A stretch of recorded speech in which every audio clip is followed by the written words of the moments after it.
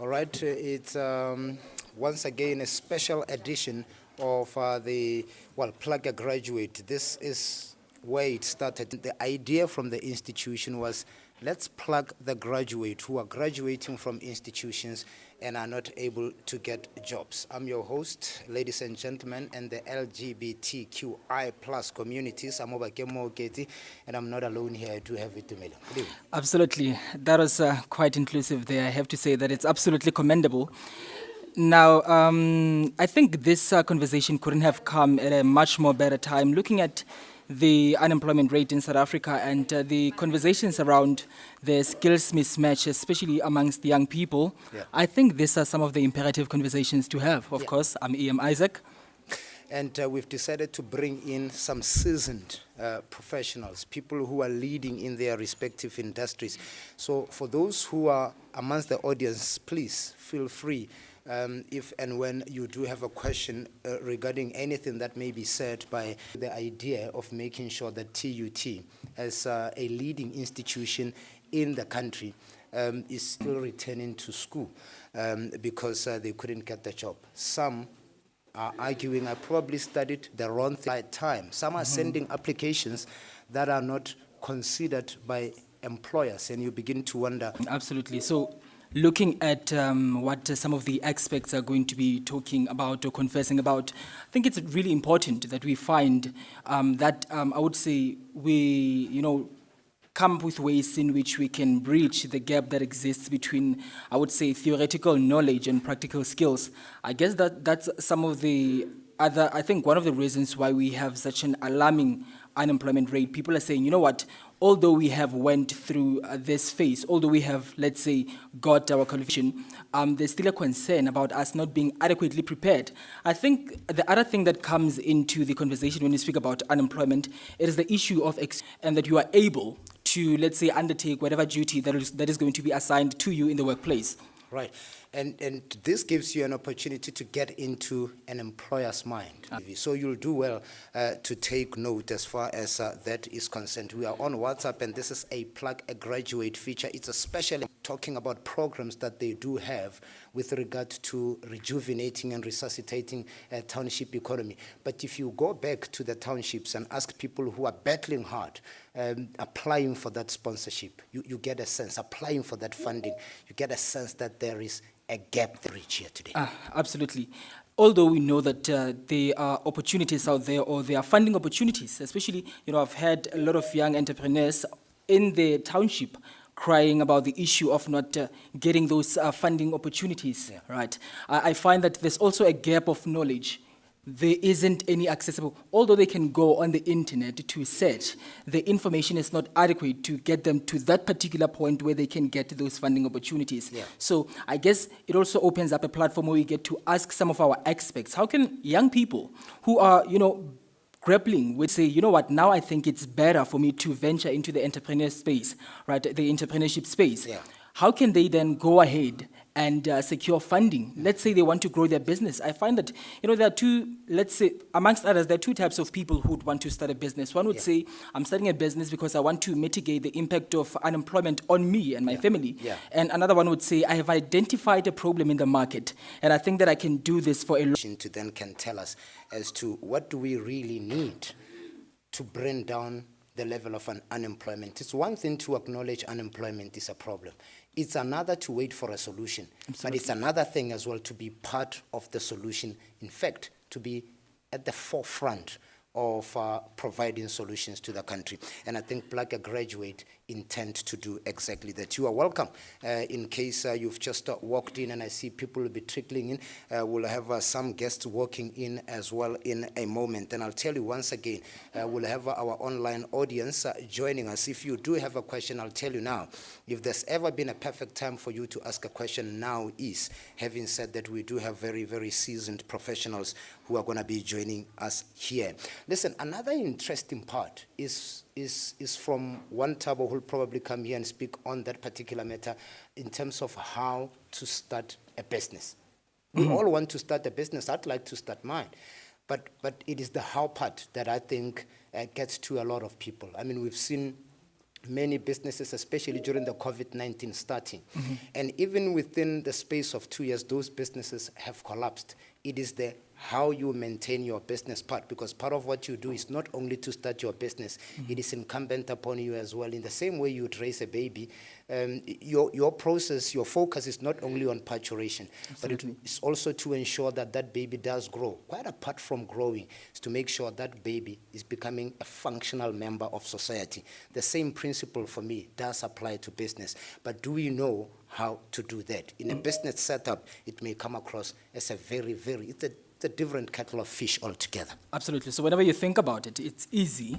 But I guess we are also confronted with a very imperative question for anybody in here who would say that, you know what, I want to start a business. I guess another thing to do would be to delve into some of the reasons why you want to start a business. Because I find that in a long run, you are not going to be sustained by the fact that you are providing. Sometimes you need that reason why you started. I think when it gets hard, you spoke about the fact that during the time of COVID, a lot of businesses closed and a lot of people stopped. Remember that I said, there are two types of people. There are those who start a business, make ends meet. If they start a business to make ends meet, it means that at the end of the day, when they get the job that they've been looking for, chances are they will stop. They will leave the business. But that particular individual who starts a business, identifying a gap in the market and saying, how do I bridge that? How do I satisfy the need of a client in that regard? I guess that's also what we need to find out. Why do you need to start a business? Is it important that you do? Yeah. We have established that, of course, it is important, economic climate. Sure. But what is the reason why you'd want to start a business? And what unsettles me, Isaac, is obviously the fact that there are institutions that are set up specifically to ensure that they promote and sponsor business. Where are those and how do you access those? You talk to a lot of businessmen with big avant-garde business ideas. They will tell you, look, funding. You speak to people who are funding, they're saying funding is here, no one is applying.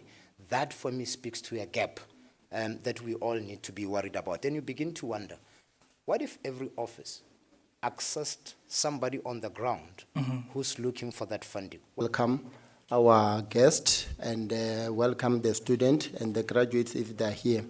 So my office is also assisting graduates to be able to get employed. So we on behalf of our director, Rolin Brink, she requested me to come and open and welcome the guest. And she's traveling to Sudan. She would love to be part of this. Plug a graduate, when it was first introduced, we had a meeting. I think I was in the initial phase there. We discussed so that as to help our graduates from TUT. And at my office, we assist the student and graduate placement.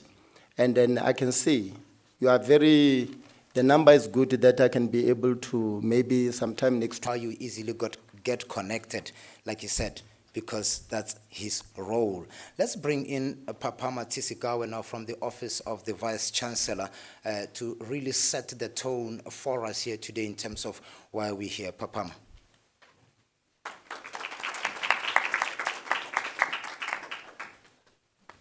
Thank you so much. Good morning, ladies and gentlemen. Good morning. Ndi macheroni. Oh, it's afternoon already, yeah. Good afternoon, ladies and gentlemen. Ndi masiari. Sanbonani. Dumelang. Itlikani. Bakaino. Itlikani. Aye. No, thank you so much. My name is Papama.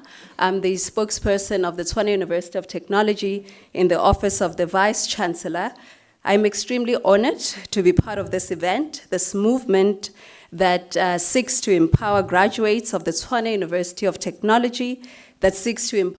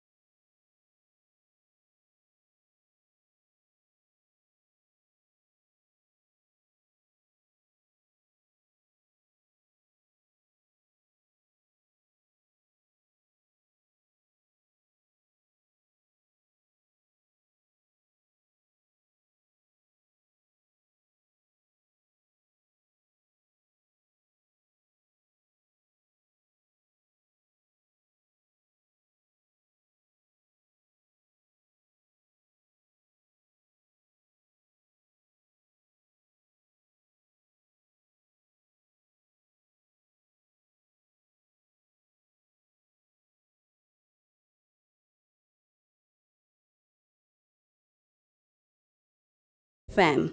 Well done on conceptualizing and also implementing a movement that will contribute to solving one of the social ills that we have in our society, unemployment. Let's all work together to make sure that every graduate is able to find a job or create one for themselves and for others as well. I have no doubt that today's deliberations and insights will make a difference in the lives of graduates, but also students who are looking forward to graduating in the near future. Thank you so much. We're looking forward to the deliberations, and all the best. That is Papama Tisikawa from the Office of the Vice Chancellor and also the spokesperson of TUT. Thank you so much, Papama. Now, we'll bring in Andile Malefo from TUT. He's a TUT transformation agent to give us the message of support. Andile Malefo, the floor is yours.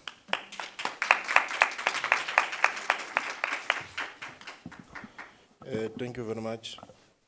I take the opportunity to greet the biggest stakeholder, which are the students in this regard of the university.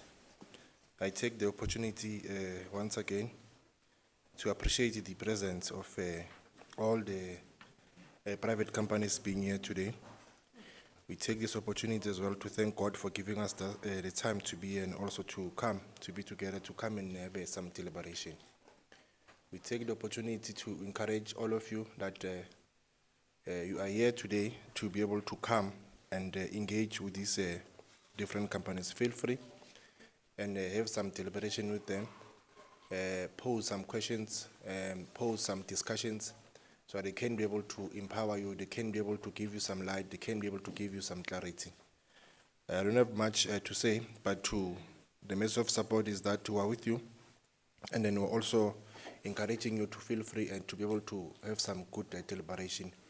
We are the structure called TUT Transformation Agents, deliberately monitoring and dealing with issues that affect graduates in this regard. So the opportunity, it is yours, and thanks for availing yourself to come and to have some deliberation. And then also like to thank the university to pull this kind of initiative, Tshwane FM, and subsequently the Office of the Alumni and the Relations to make it this particular progressive launch, so that you can be able to be plugged, you can be able to be given information, so that you can be able to have a way forward. Thank you very much.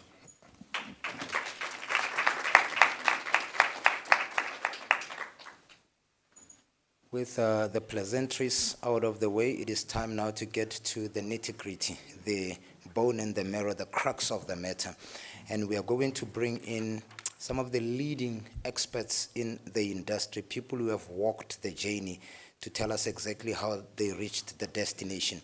And we bring in from BizWeek, Athama Hlangu, who's going to address us on issues of township entrepreneurship, funding and raising money. I know this is quite a sore point in the world of work and business. Mr. Mahlangu.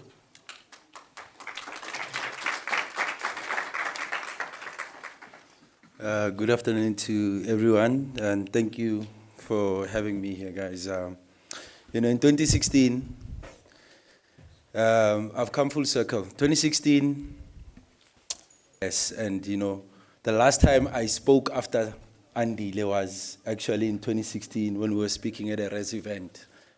And as I sit here and I look, out into the audience, I'm thinking of when I was here in Building 21, and I was, in the SRC, and I never thought of where I would be today.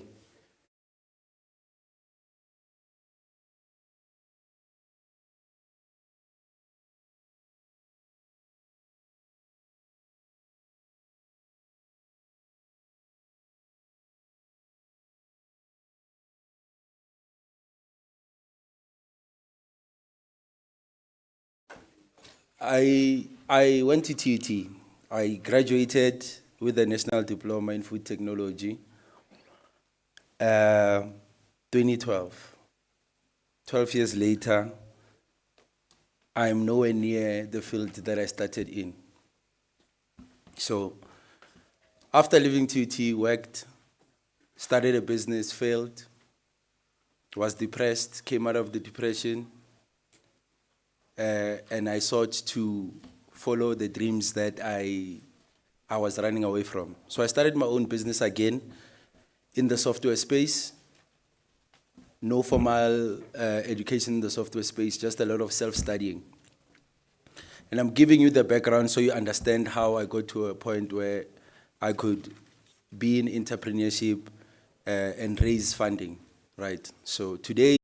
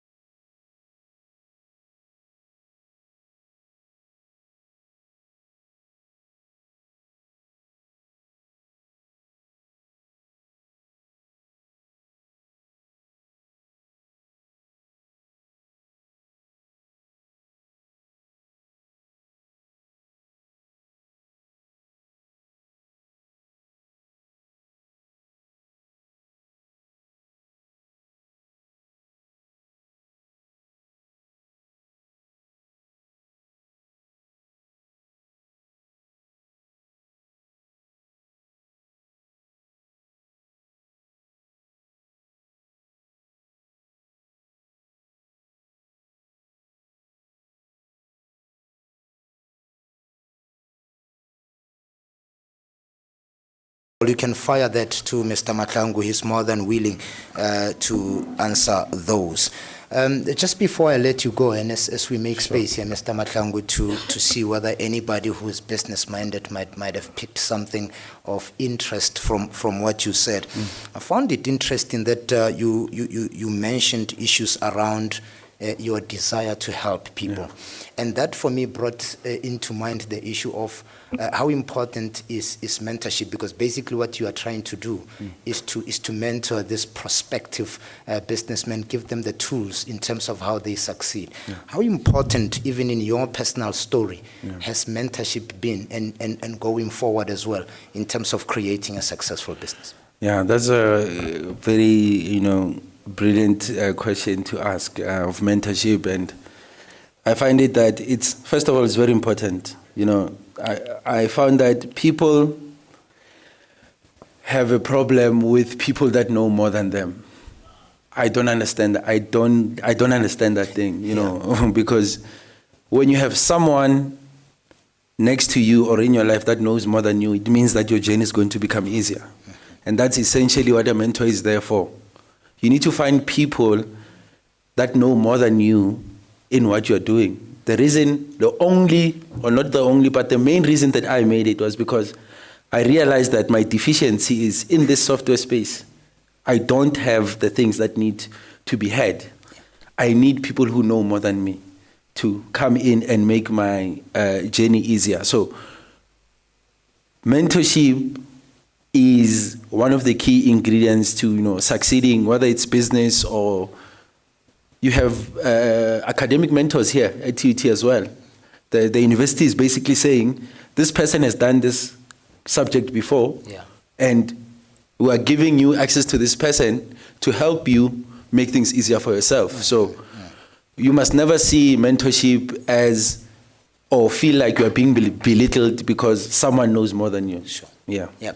I'll take this one as well, which is around access for funding. I mean, you've spoken about some of the institutions that are available, but if you speak to businessmen who are on the ground, they are saying, we are actually not being assisted there.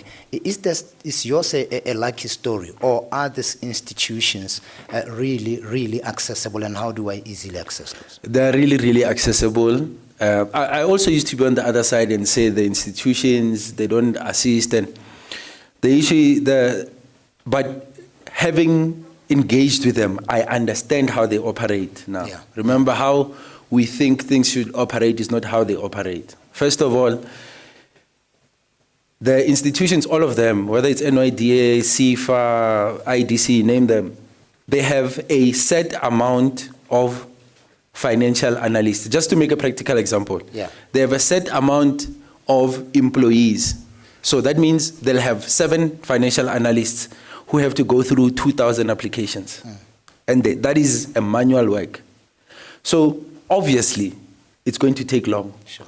And when people decide, or no, you know what, we want to apply, more people decide that we want to apply. Now the applications is 30,000 of them.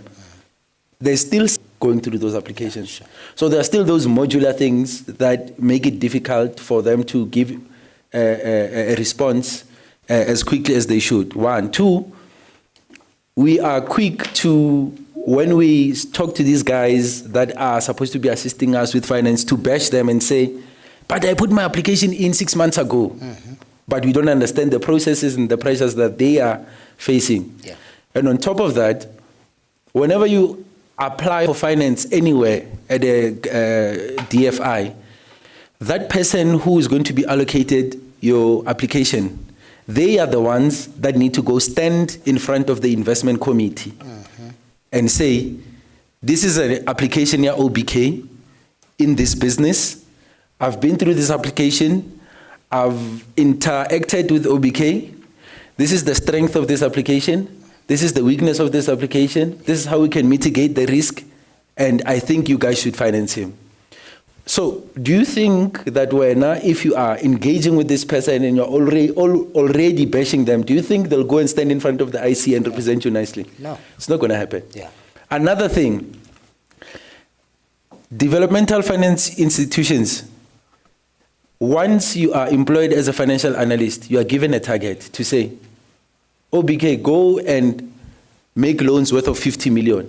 Your target is you must make loans worth of. So their job is to make loans. So if they're not giving you money, they are working against themselves, because at performance appraisals, they'll say, we gave you a target, you didn't reach it.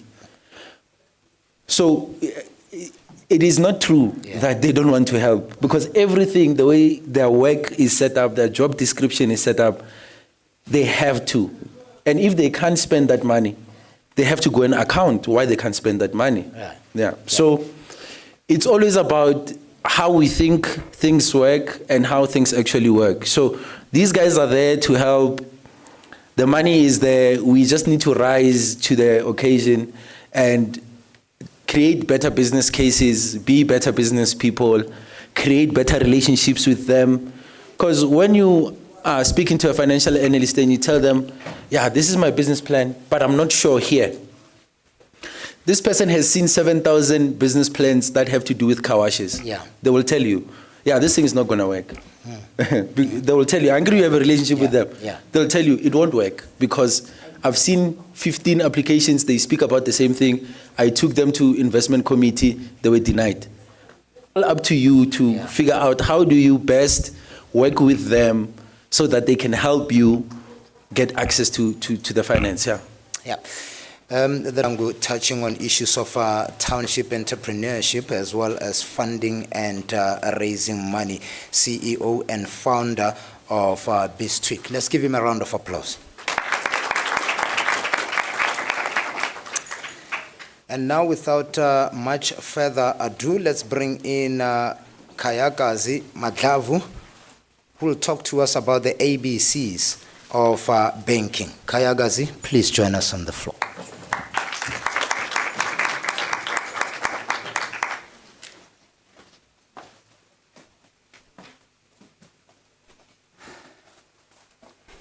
Afternoon, everyone. Thank you so much. So as the bank or the financial institutions, we, the custodians of the products, we provide you with products like bank accounts, we provide you with products like home loans, vehicle finance, and credit cards. But more, something that people are not aware of, we're not only a business, but we're also a vehicle to empower people. So the products that the financial institutions or the banks offer, they are meant to liberate you.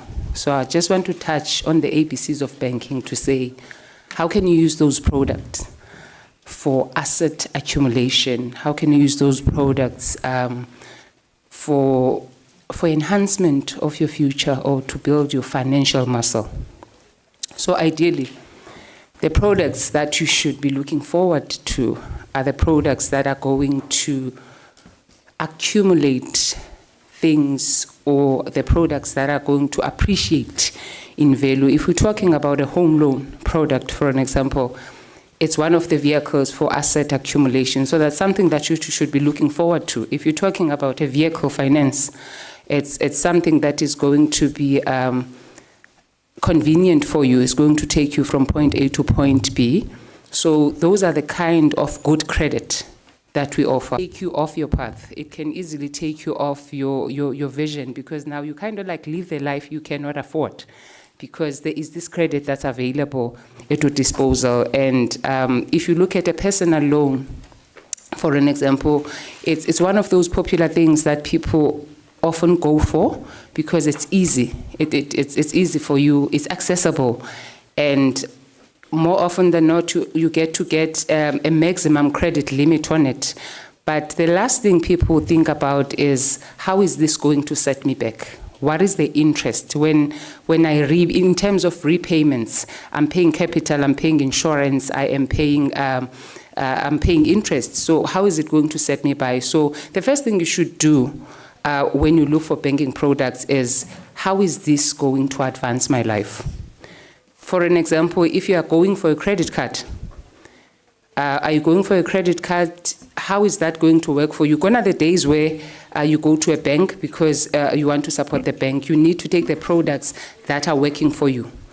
Gone are the days where we work for money. We need to make our money work for us. So how is this product going to advance you? A student loan, for an example, I always tell people a student loan is good credit because it's meant to empower you. But it can also be bad credit, because if you take a student loan and you fail, that's bad credit. You are paying something that has not done any difference in your life. So the definition of good or bad credit is where have it taken you from point A to point B? How has your life changed positively? So when you select products, the first thing you should ask yourself is, what are the benefits of these products? When we have products, we have features and we have benefits.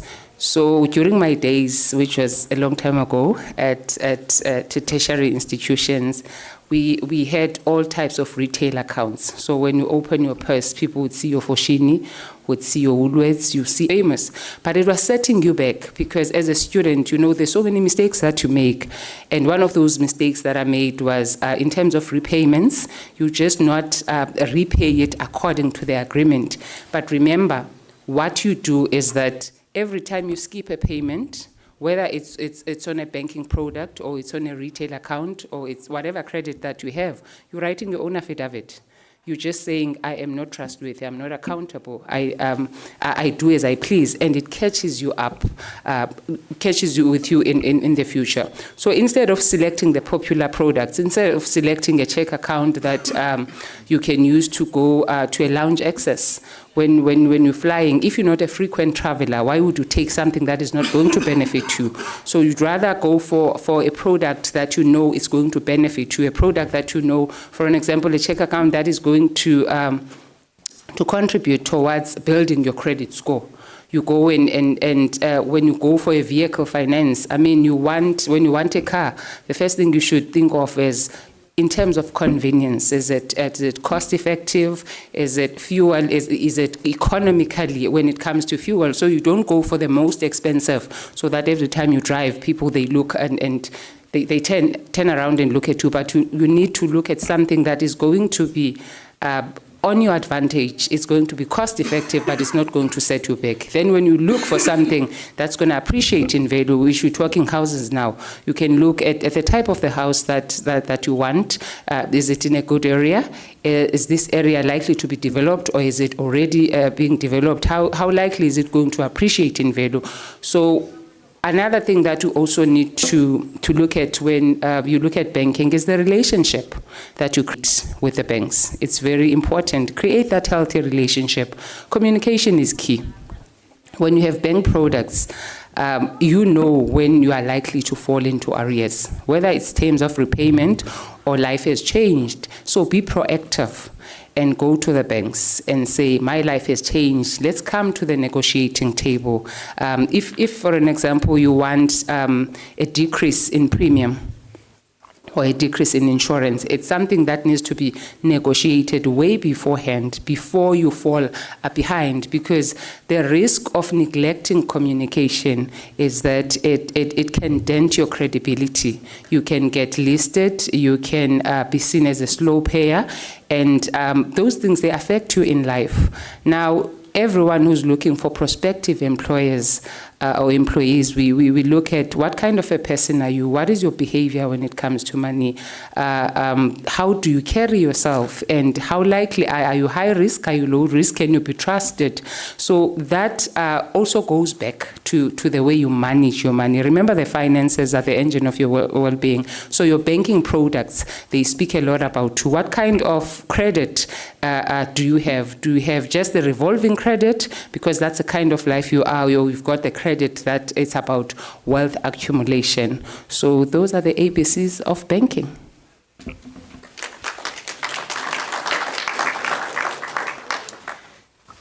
I cannot say thank you just as yet. Maybe a couple of things to iron out here before I let you go. If you are at all interested in asking any question before you get into serious debt, and yours is a very important presentation, because we're reading stats about how South Africa is getting quite increasingly.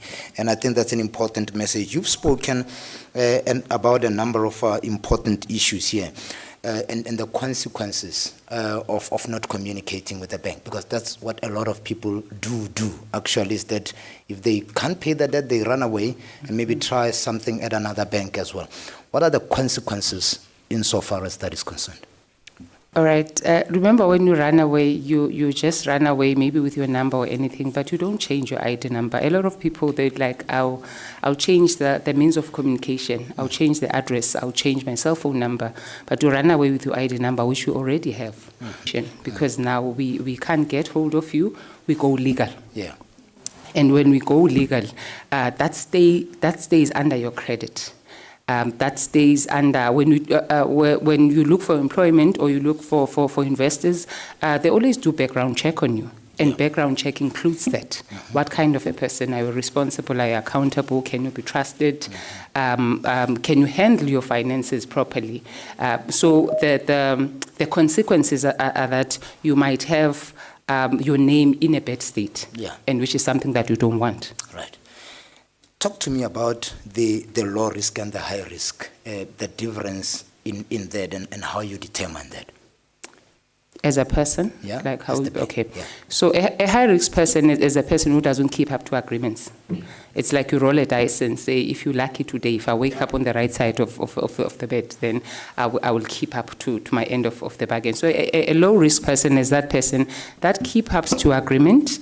We pay the agreed amount on the agreed date, and we keep up until the end of time. A high risk person is that person that you get something out of them when they feel like it. Yeah. You get something out of them if you are lucky. You get something out of them should things go their own way. Mm-hmm. So basically, when you handle yourself like that, so as banks, it's not about who are you. Yeah. It's about your track record. Mm-hmm. So we use that track record and say, given the history, then we determine you as high risk or low behavior, how you handle your statement that is out there, screaming headlines around it. What a broad question. Mm-hmm. But surely you're following the patterns in terms of what is, if you like, what are the more people getting increasingly indebted? We unfortunately at the bottom of the saving nations. It's a case of mindset. When we come into contact with money, the first thing we think about is how do I spend this money, as opposed to how do I save this money. Yes. I mean, if I drop this phone and drop it now, I think where's the nearest Vodacom, Cell C and all of that. So I can take it on credit, as opposed to say, how long will it take for me to save for that? Yeah. So it's a culture that we've built over time to say, if I can get it on credit, then it's fine. You don't look at that. So we're getting increasingly into debt because we are using credit as a form of a lifestyle, not credit to say it's going to take me off from a sticky situation and liberate me. Right. So if you can try to balance the two and say, how is this going to improve my future? Mm-hmm. Then I don't need to be reliant on credit, but I'm more on saving, I'm more on creating wealth, I'm more on investing, which is the last thing that you think of. I mean, if we don't prioritize that. When your money hits your bank account, the first things that go out of there is debt. It's your debit orders. It's everything. The last thing that you think about is the investment. So if you're in your mindset, you can prioritize yourself, pay yourself first kind of method, and you say investment is part of those debit order that goes. So it's something that we really need to speak about, and these kind of talks they need to be started from a very early age, just to change that mindset. Kayagazi, thank you so much. Right, those are in case you have any question at all. I'm not owning the platform. There's a question that is coming in. Please try and make sure that you get that man to ask that particular question. I'm sure it's directed to you, Kayagazi. You will stand here with us. It is about for banking, and you may probably be applying for a job now. That call might come in. The first salary might come in, and it is where this particular presentation is going to be of cardinal importance in terms of how you manage your finance. Good day, everyone. Happy Friday. My name is Banamo. So my question is, think that if you do everything cash, it's better than credit or not? Because lately, as the world, I've been hearing that everyone is trying to move towards credit, like it's a good thing, and then jiggy, it's a bad thing, then, but if I could buy a house now for 800,000 cash money, and I could go to the bank, which one is better? Honestly speaking. They always say cash is king. So if you've got the ability to buy it cash, go for it, because you save on interests, you save on other charges. But not everybody can afford to buy assets or to accumulate assets using cash. But if you've got the best of both worlds, you've got cash and your credit is good, then you go for cash, because I mean, you look at the pros and cons. The advantage is that you buy it once off, you save on other things, it's yours, you own it.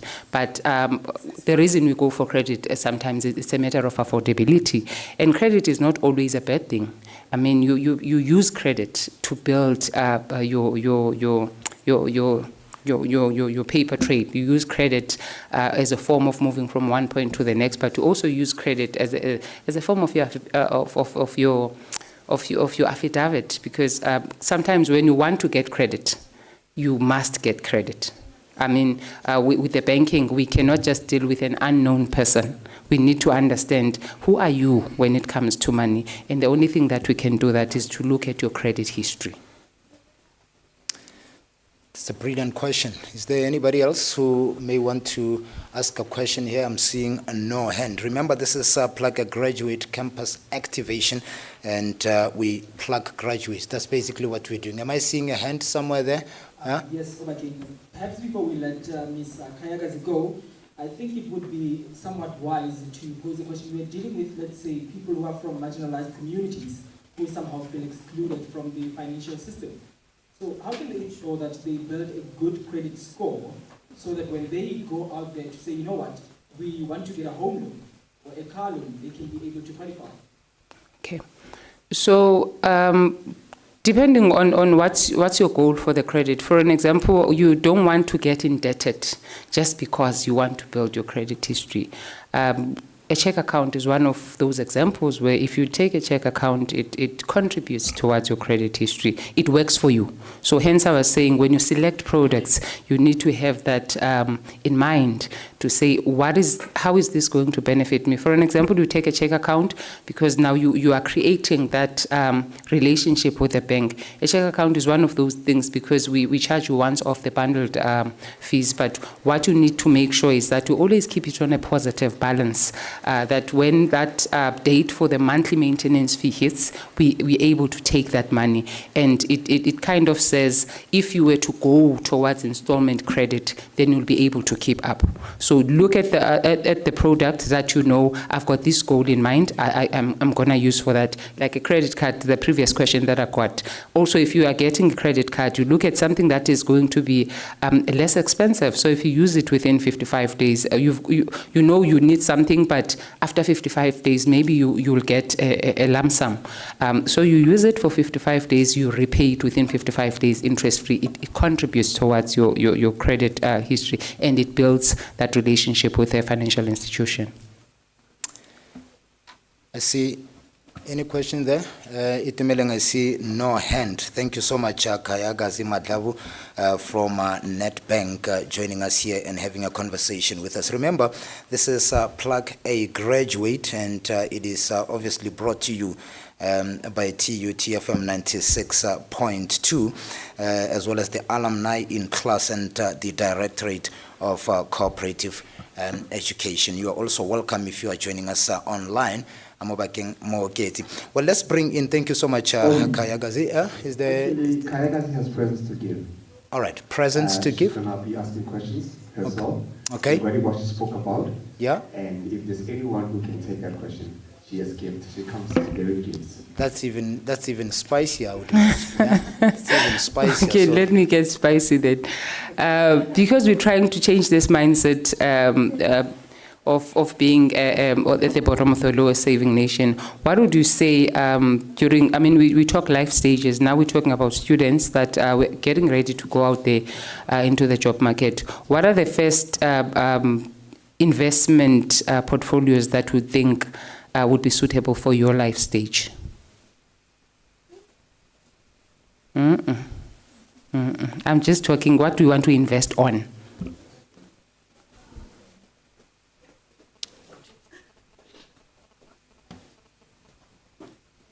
Hi everyone, I am Zusi Jolie. What I would invest on, because I'm doing environmental health and our work requires us to like move around a lot. So I'd first invest in a car because I can have a car and still stay at home and do my work. Yeah. Thank you very much. We've got something for you there. It's what I was looking for, because she's going to get a vehicle finance and buy a car, but it's going to pay her back. But is it a good investment, though? It is a good investment. As much as when you get a car, the moment it gets out of a dealership, it depreciates in value. But what value is it adding into your life? You can make it on time on your appointments. You can move around. I mean, it's one of those debts that you need to live with, because it makes the life goes around. Like you said, it takes you from point A from point A to point B. Right. And just one last question. Yeah. How would you diversify your portfolio? Because we don't want to put all eggs in one basket. How would you diversify your portfolio? We're just coming out of COVID. We've seen that the people who were invested in property, they didn't make quite a good on this. The people who were in transport, because we're not traveling. So how would you make sure that you diversify in your portfolio? I see there's a hand. I see there's a hand there. You can use your discretion there to give one of the people with the hand. In the arts industry, because arts is digital and it's physical. You can watch arts on TV and you can go to a live arts show. Arts is the best investment. Right. Thank you so much. I think I'm done with questions. There you go. We'll obviously have to leave it there. Thank you so much, Kayagazi. Matlavu, ladies and gentlemen, a round of applause for Kayagazi. Now, let's bring in Lazarus Mokwena now from Ellen Mokwena's Kitchens. He'll talk to us about utilizing your skill to aid entrepreneurship. You would have been in that particular space, spoken to us on a number of times, but I'm interested in his journey in terms of how you utilize your skill to aid entrepreneurship. Mr. Mokwena, the floor is yours.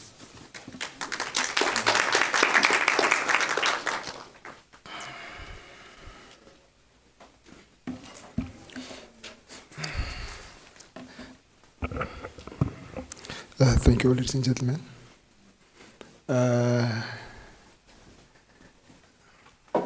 I'm actually a bit nervous because it's not the situation that I normally used to come across.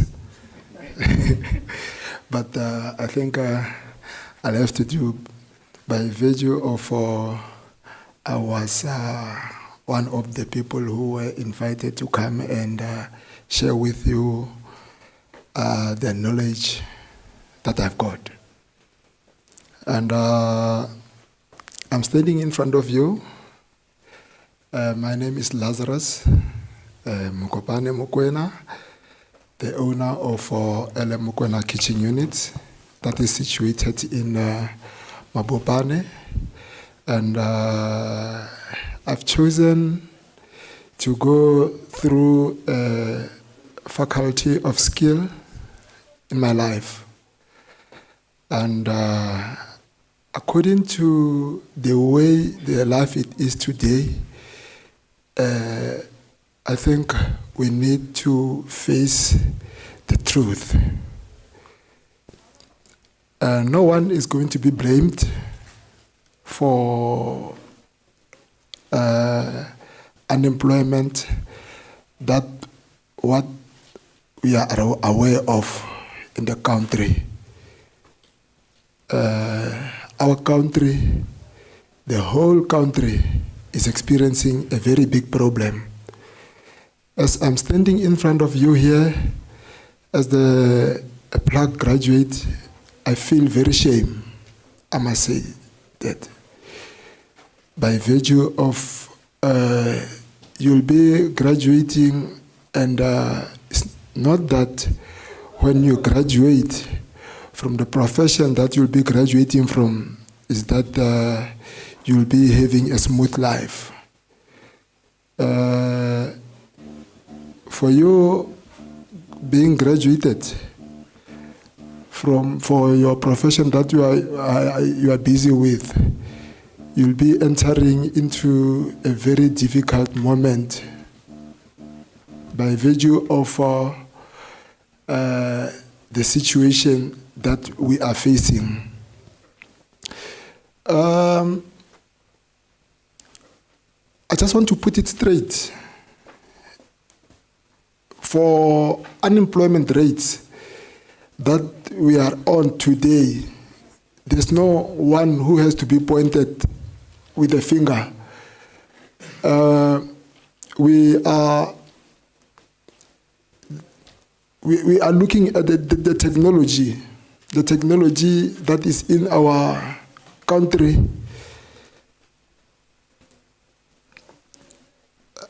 The technology that is in our country versus unemployment rates.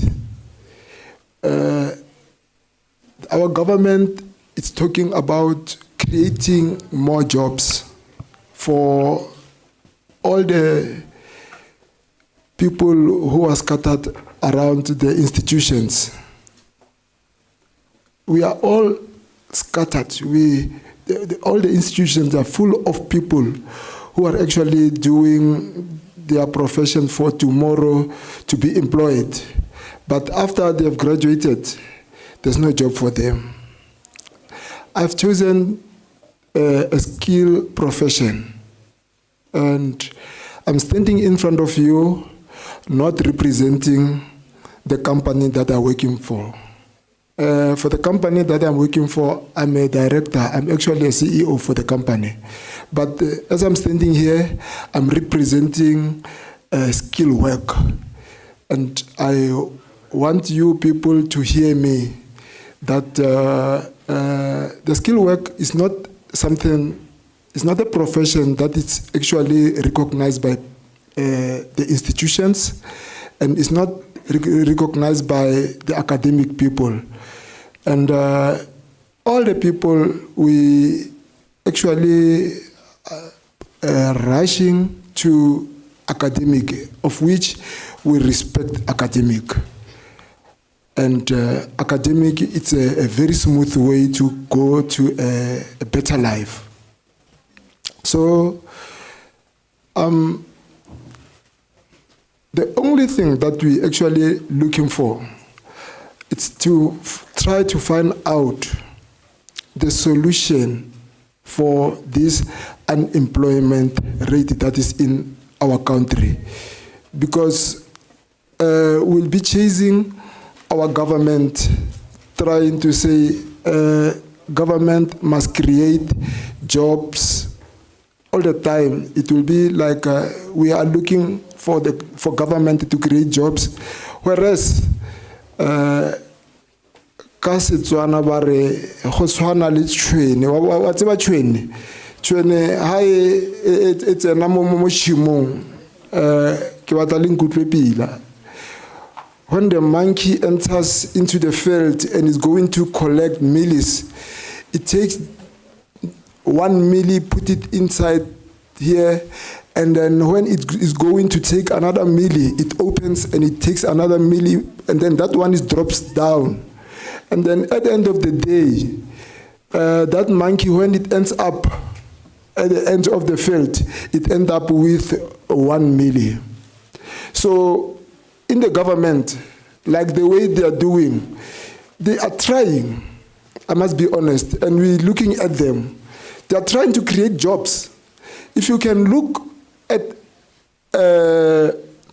what they are doing, every day they're talking about job creation, and they're trying to create something for people to work, whereas they are pushing the technology to westernize. All the time they westernize.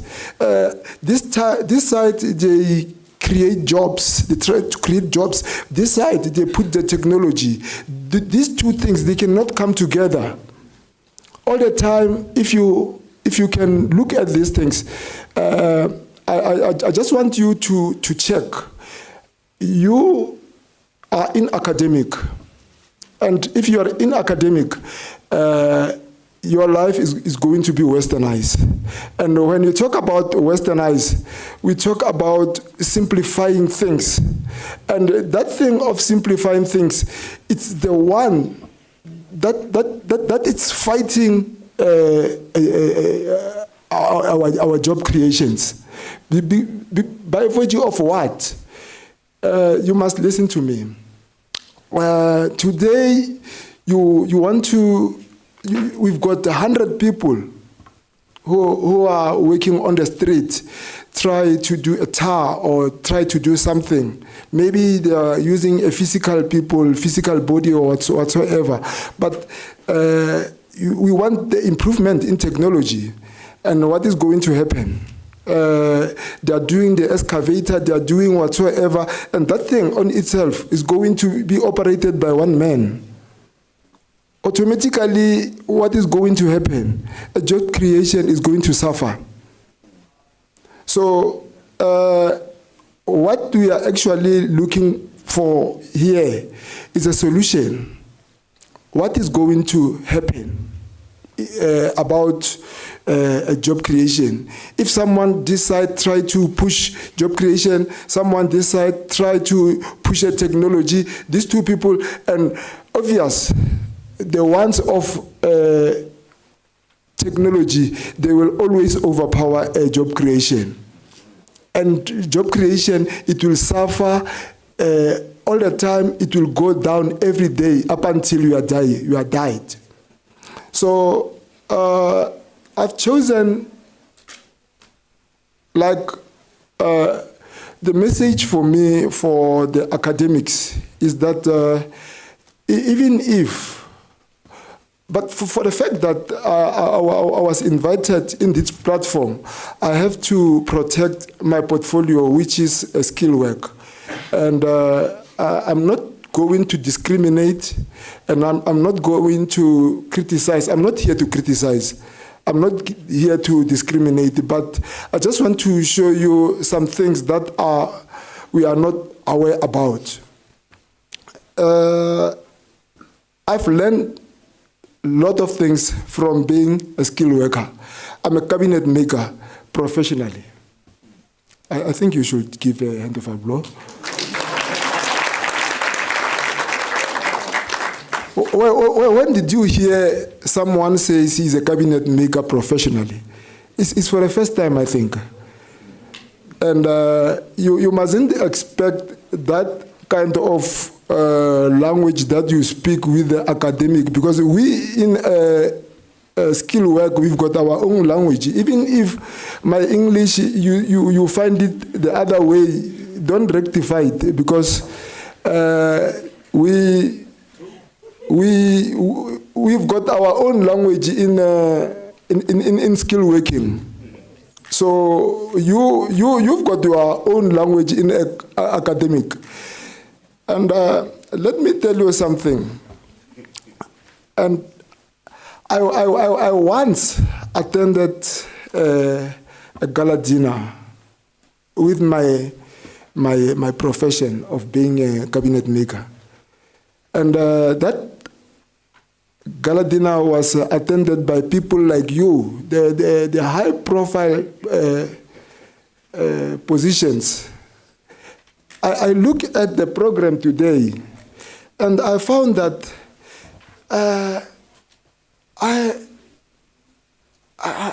I'm actually one of the lowest profession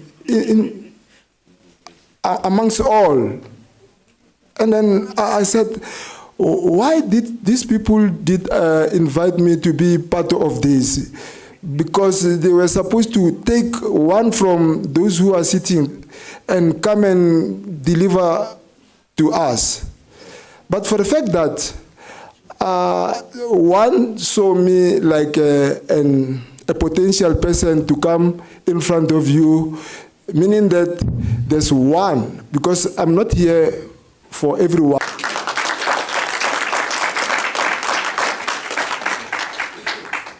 I don't know what's that hands for, but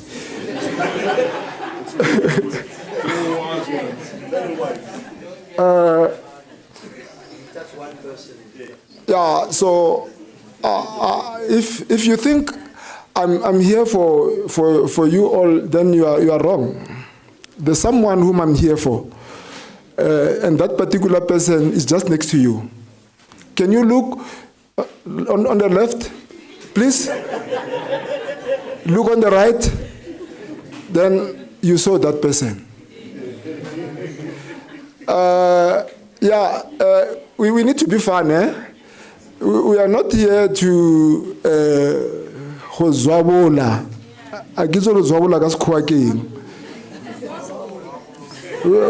We are not here to zwabola. So, guys, I want us to talk. We are not here to compete in talking whatsoever, but we are here to change someone's life.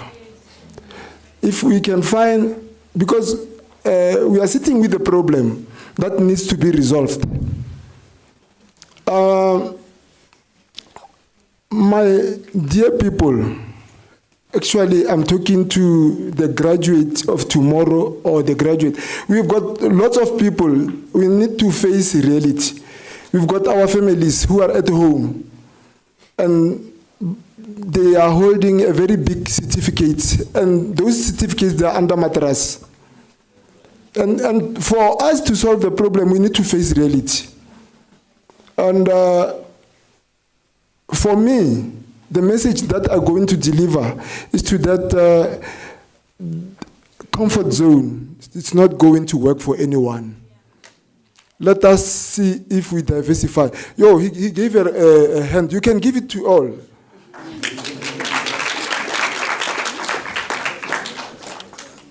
Even if you are doing any profession of if you want your dream to become true, you must have a dream. It's not a problem for one to have a dream. You've got a dream, but even on top of that dream, see if there's any way to diversify. I'm going to protect my skill work profession now, and you must listen to me. I went to the doctor, that was the family doctor, and when I went to the doctor, that was the family doctor, I went with my wife and on my kids. When I arrived there, I found the doctor, the doctor place was closed. You know what happened? And they said, and then I asked them, why is this place closed? And then they said, this place is closed because the doctor has passed on. And then I said, okay, fine. If the doctor has passed on, why the place is closed? They said, no, there's no way in which this place can be opened because the only person who's got the profession of working with medicine is no more. So the surgery cannot be open. So it seems like that profession is so stereotyped because you can only stand for your certificate in your surgery, and there's no one who can work without you. And then I look at my profession of skill work, and then I realize that I've inherited more than, like I'm standing in front of you here, I've got more than 25 people who are pushing production in my company.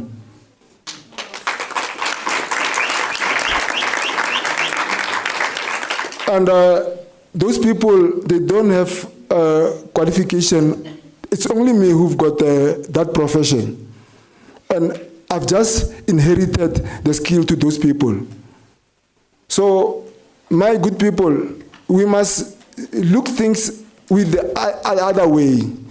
And today here we've got doctors, we've got lawyers, we've got social workers, we've got brokers. So I've said I'm going to protect my profession of skill work. Never in your life undermine a skill work. A skill work is number one profession in the world. Why I'm saying it's number one profession in the world? If you are a lawyer, you will be need to represent your certificate in court. You'll be pulling that big bag, and then you'll have to be in court by yourself. You cannot inherit your skill. I'm not here to discriminate, I'm not here to criticize, but I just want to show the other vision of being a skill work, because this skill work, it has been taken the other way. So today, I'm standing in front of you and showing you difference between being academic and skill work. Because lots of people, why today are we suffering from job creation, job employment? Because of everyone is going for academic. People, they don't want a skill work. So we encourage. When we talk about skill work, we don't talk about cabinet making. We don't talk about upholstery. We don't talk anything that can be in your hands, anything that you can intangible it. So I'm standing in front of you. If you are a social worker as well, is an academic, I'm not here to criticize all those professions. So I just want to show people who are here today that even if you are not, you've learned like a profession, like a social worker, don't feel ashamed to have a side hustle of doing a skill work, because after doing a skill work, you're not going to look for any job. Automatically, after doing it, you've got a job. So for me, I was invited to represent a skill worker, so not to come and criticize. And with a skill work, I just want to show you, I was with my lady there. I think he's working for Metropolitan. You know, Metropolitan, it's a broker's market for jobs. Automatically, when I see a new development, I see this house, it needs me. And then when I approach that house and the owner of the house doesn't give me work, he has to give me the reason why does he want to not to give me work. Automatically, because there's my work there. But if I have to challenge the broker, he has to talk to me more than 3 hours before he can realize that I've got the insurance. So I'm here to protect my profession. So don't ever in your life see the skill worker as a low profession in the world. In this situation of unemployment, a skill work is the way. And I think where there's a will, there's a way. If someone was listening, I'm talking about that particular person, only one. He has heard me. I thank you.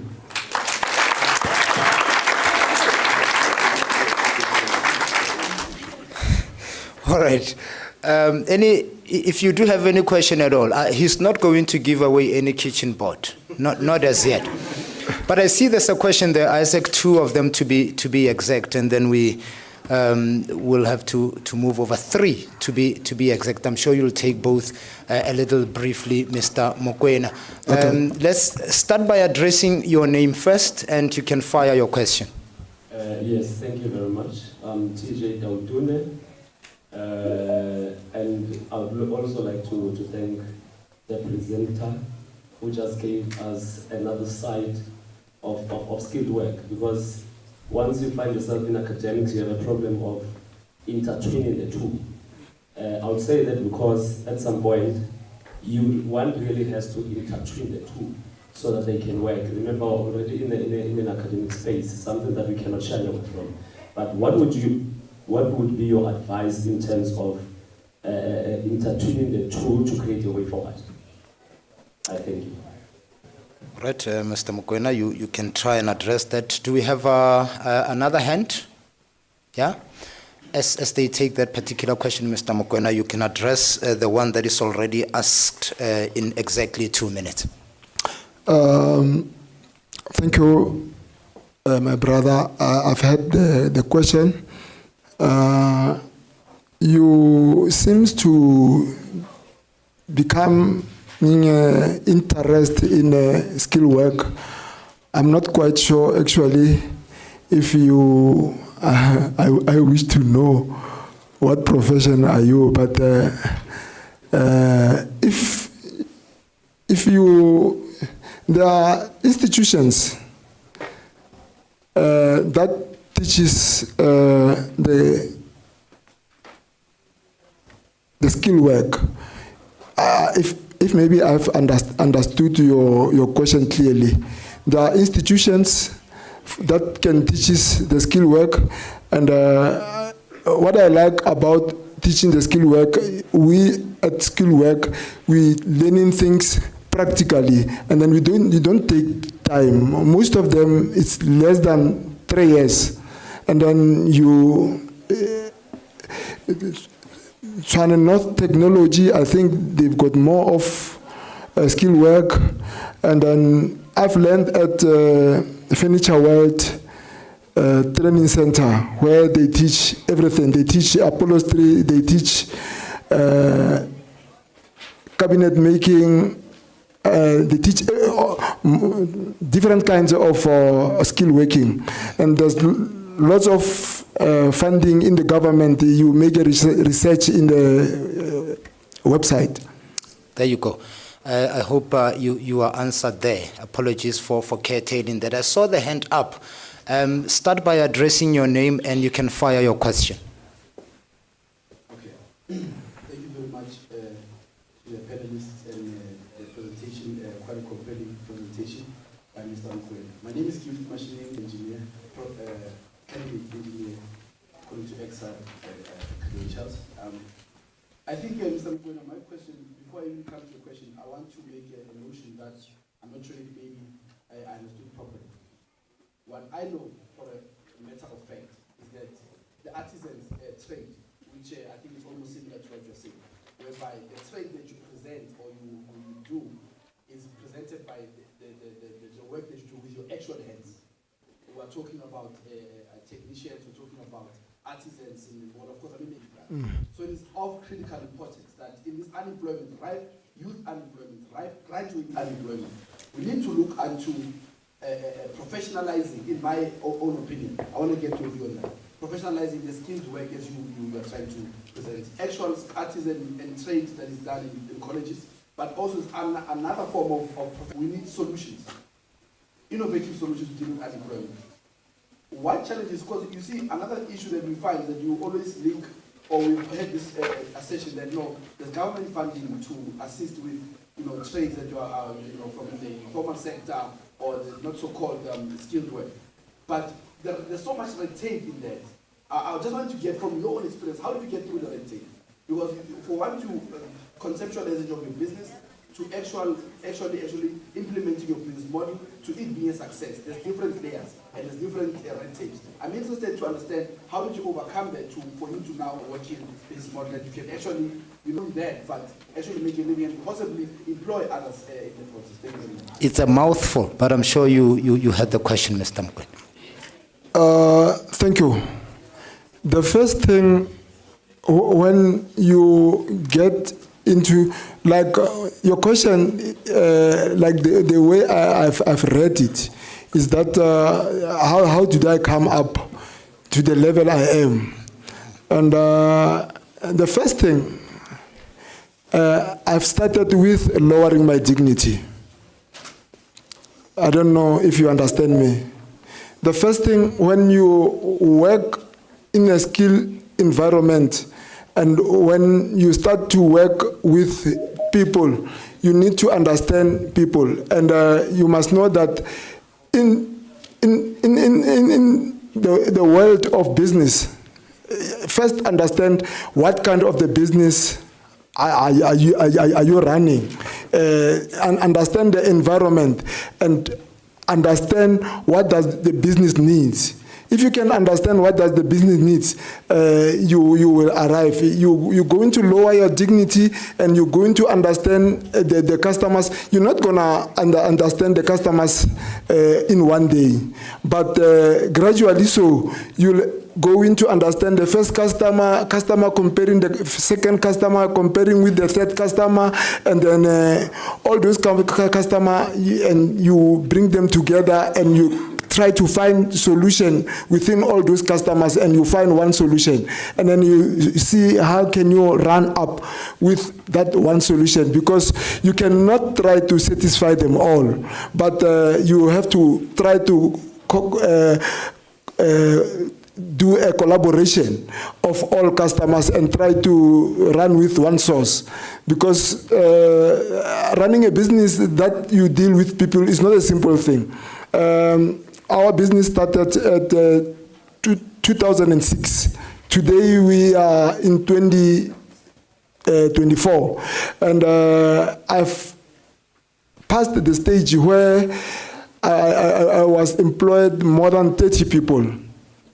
And due to this thing of technology, it takes people out little by little. Maybe next year I'll be running with 12 people. I've got maybe 25 people. So for your question, start where you lower down your dignity and be simple to the people. Try to understand, even if people come difficult, understand that person.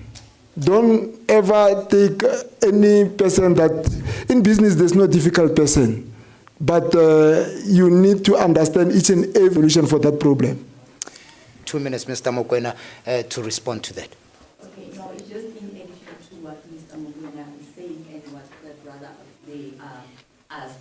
I believe when you say in the research, you are saying how to get hold of that funding that they are saying is available. I think firstly, as a person, you need to believe in the business idea that you want to deliver. I think Mr. Mahlangu did mention earlier that you cannot sell me something that you yourself do not believe in. You did your situational analysis, no, you didn't do. Did you set your market target? You didn't do that. So if I'm the person to go in front of the panel to present your business idea, will I be able to convince the panel to grant you the funding? So I think what is important is to do your research first. You need to know your target market. You need to know what you're selling and understand what you're selling. You need to know the channels or the platforms whereby you need to apply for that funding, and you need to understand the template that they are using in order for you to apply for that funding. So if the proposal is saying that this is 1, 2, 3 that we require for you to have in order for you to secure funding, you need to follow requirements up until to the T. So people don't do that. If you don't believe in something, how do you expect the other person to believe in that thing? Is your proposal convincing enough for you to secure that funding? I believe, and I tend to agree with Mr. Mahlangu that he said there is funding out there for people to secure or to advance their businesses. There are platforms. You need to know the channel. You need to know the right channels in order for you to search for those fundings. Thank you. All right, we'll leave it there. Thank you so much for that particular contribution, Mr. Mokoena, who's the CEO and founder of LM Mokwena's Kitchen. Give him a round of applause. Thank you so much, Mr. Mokoena. Thank you. Said, we'll make way now for Maputi Mosetla from Metropolitan. We'll talk financial wellness, another important subject. Ladies and gentlemen, Maputi Mosetle joining us on the platform. A round of applause now.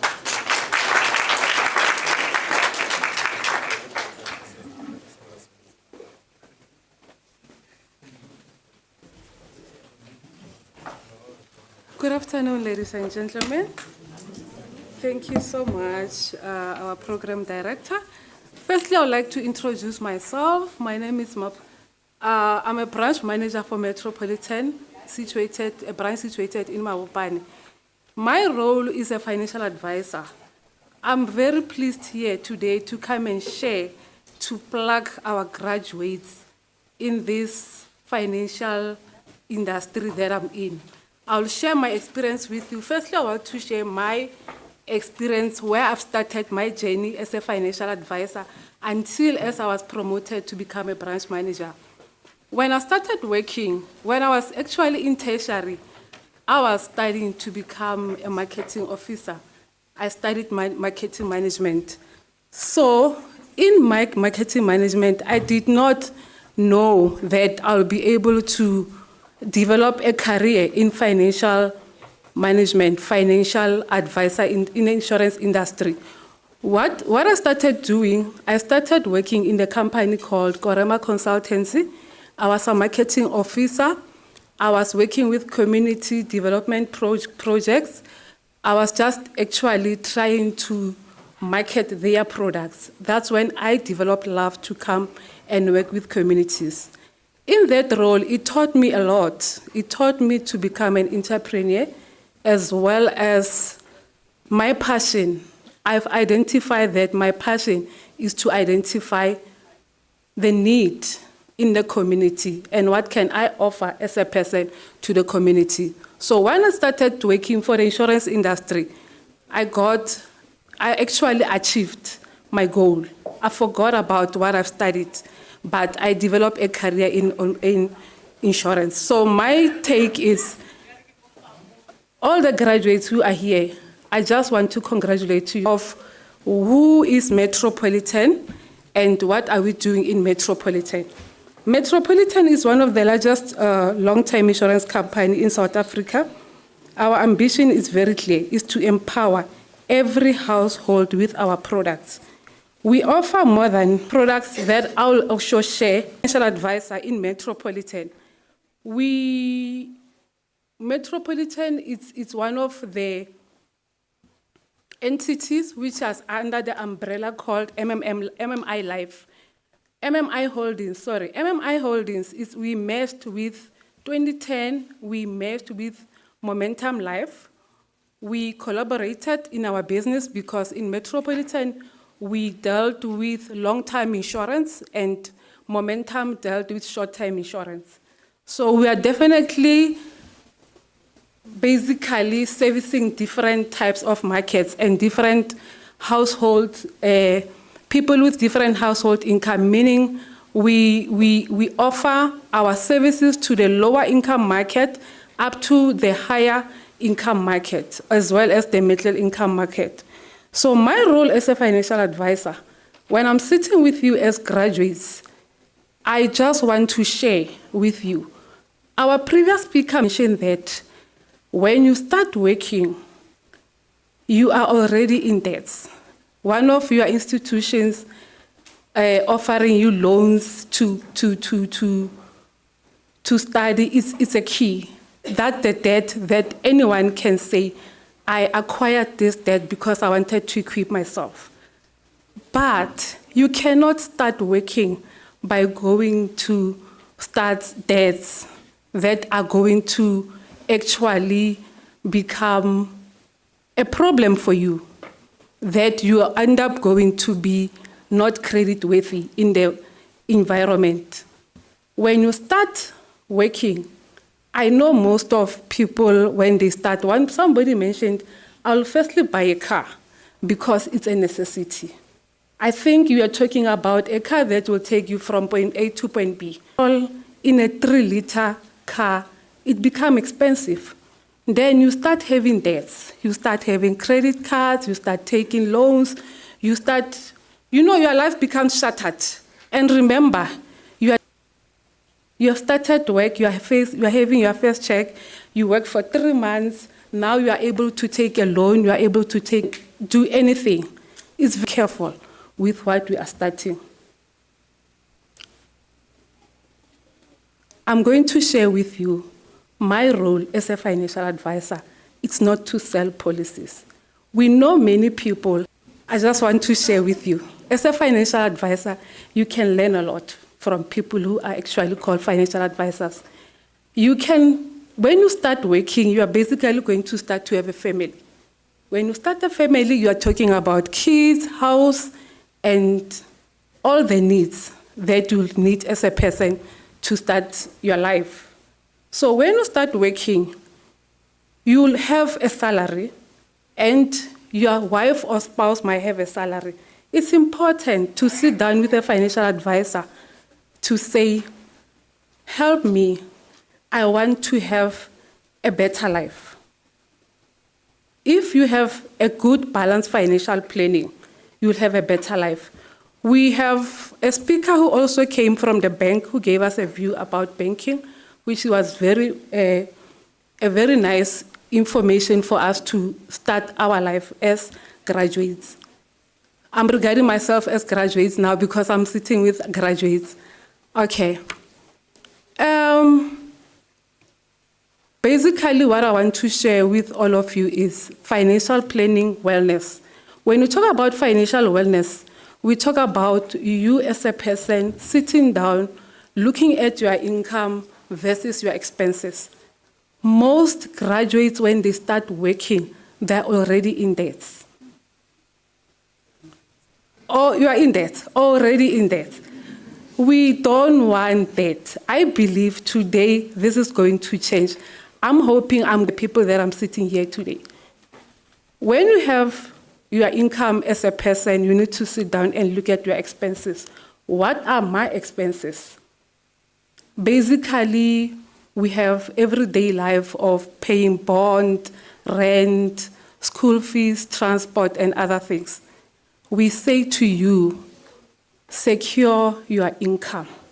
The 20,000 that you are bringing home every month, you need to secure it. How do you secure your income? Have a balanced financial planning. When you talk about financial planning, we are talking about protection of family and estate. You as a main person who's bringing that 10,000 home every month, you need to be protected. There is a product that companies, insurance companies are offering. Metropolitan, we have different products also that we are offering to insure you as a person. Because on your way to work, you might travel, you might get into an accident. You will not die. You might become disabled. What will you do? You need to ensure that structure of yours because it's the same structure that is taking home that 10,000 rands to your family. And the very same family that you are taking care of, in case you are no longer there, you need to make a provision. Who's going to pay their school fees? Who's going to cater for those kids? Who's going to pay the bond? You need a life cover policy. I think you all heard about a life cover policy. But what are the importance of a life cover policy? What are the benefits of a life cover policy? What does it give you as a person? It gives you a peace of mind. You can take your life cover, sit it with the bank if you are paying a mortgage bond. In case anything happens to you, your family will still be in the house. Nobody's going to repossess that house. But if you go in a bank, take a loan, start to pay a loan, if you lose a job, if you die, if you become disabled, who's going to pay that loan? The house will be repossessed. You don't need that. So as a graduate, I think the first nice policy that you might need to have, it's a life cover. You are insuring. We talk about people who are sitting here, doctors, engineers, all sorts of academics. We need you to insure yourself. The second one that I know, normally in this room, everybody have, is a funeral cover. Funeral cover is important, but what I'm saying, you don't have to take your money and invest in a funeral cover. You can't do that. There are so many things that still need to create wealth into your family. We are so much scared of death, whereby we find ourselves paying thousands to funeral covers, but we can't even pay a life cover. We don't think about the people that we are leaving behind, but we are thinking about when you are dead, you are dead. You're worth no money. When you are alive, you're worth money. When you walk around here, I must see a 3 million, a 5 million cover That's what we want to leave a legacy to our children. We must be worth money to our families. Many people might pose questions and say, it's not safe. My partner will want to take me away, kill me, and take the money. Insurance companies will always investigate how you died, will never give anyone who contributed to your death the money. We will investigate, we'll have all the information that we need before we can pay out the money. Don't be afraid. Just leave the legacy for your children. And we can have a lot of products that we can discuss about you leaving the legacy for your children. But I want to talk about creation of wealth. When you talk about creation of wealth, you are now seated here as students who your parents have left, who your parents have saved money for you to come and sit in this school, in this institution whereby some people might be on loans, some people might be on bursaries, but there behind there was a parent who was depriving herself to put money aside for you to become the graduate tomorrow. We also need to do that as people who will be starting their families sitting from this auditorium. How do you do that? You also need to know what is the importance. Most people will say they don't like the educational policy because the payout benefit is not the same as when you pay out for investment. But there is a different role for investment and for educational policy. Educational policy will give you a peace of mind. Should anything happen to me now, standing in this podium, my kids will be taken to school. The educational policy will give the premium waiver in case of disability and in case of death, meaning those children will be taken to school. The next one that I also like to share is an investment. We have different goals. After sitting here, you want to start your own business in case you don't get employed. How do you do that? You can start saving. A simple, by a minimum of 300 rands, you can save. You can save. Why do you want to pay a bond for 20 years? Once you start a bond, take an investment. Within 10 years, when it matures, put it inside that bond, squash off the loan, or reduce the interest. We need this financial literacy, and we need to apply it in our everyday life. The next one that I want to talk about is a retirement. We are now active, young. We are able to do things.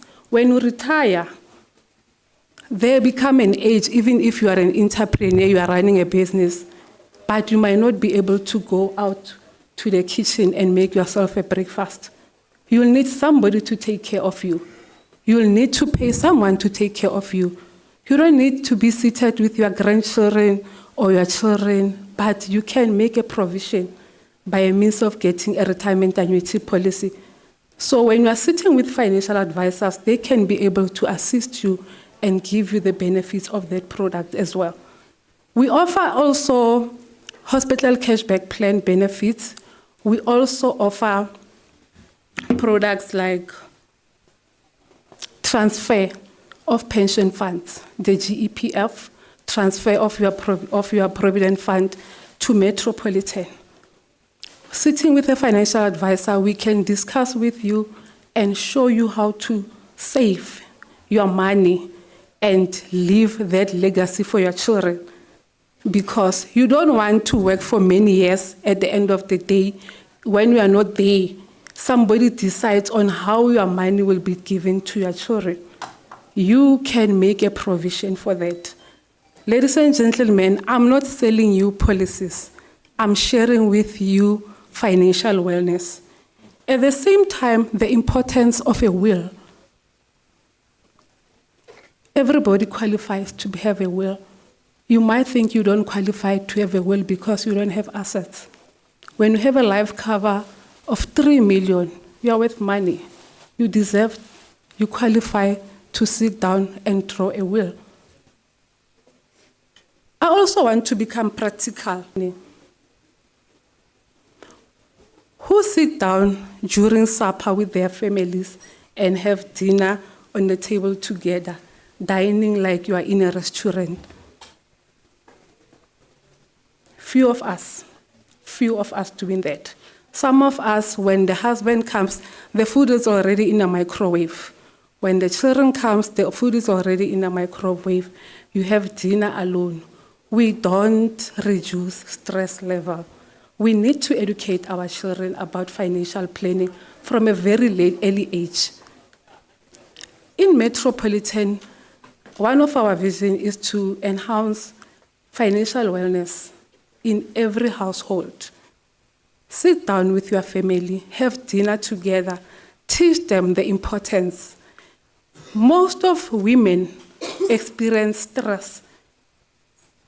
Not only men, because men can cry. They also experience stress because we demand as partners, children demand from parents because we don't teach them. We don't give them responsibilities. If you die now, nobody can access your phone and start paying those debit orders or withdraw the money, put them in other accounts because we are afraid. But once you educate our children about financial planning, starting to teach them how to save, will be a better community. Will be a better community. At the same time, we want to come and talk about teenage pregnancy, drugs, because we did not have enough time to spend with our families.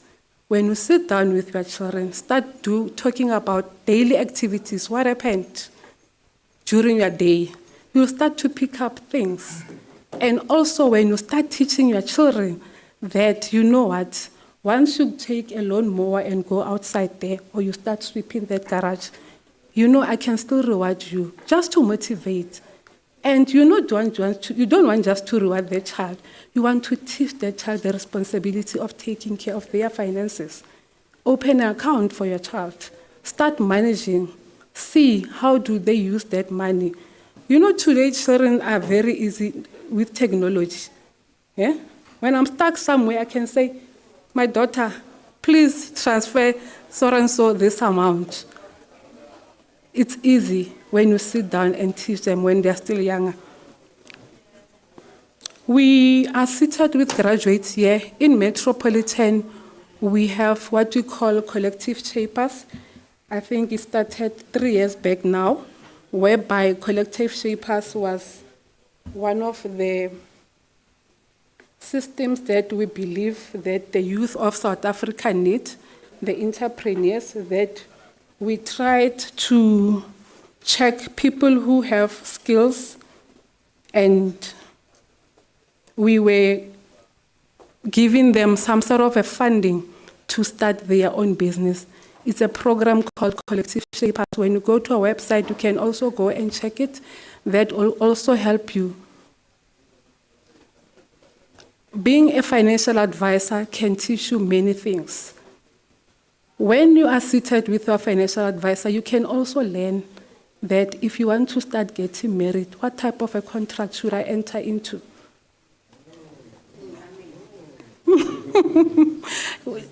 You know, so if you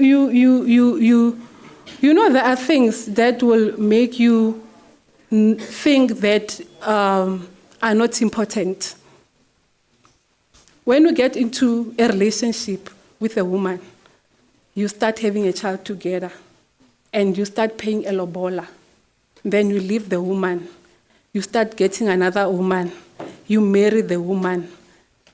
And that woman and that child, you have been maintaining them.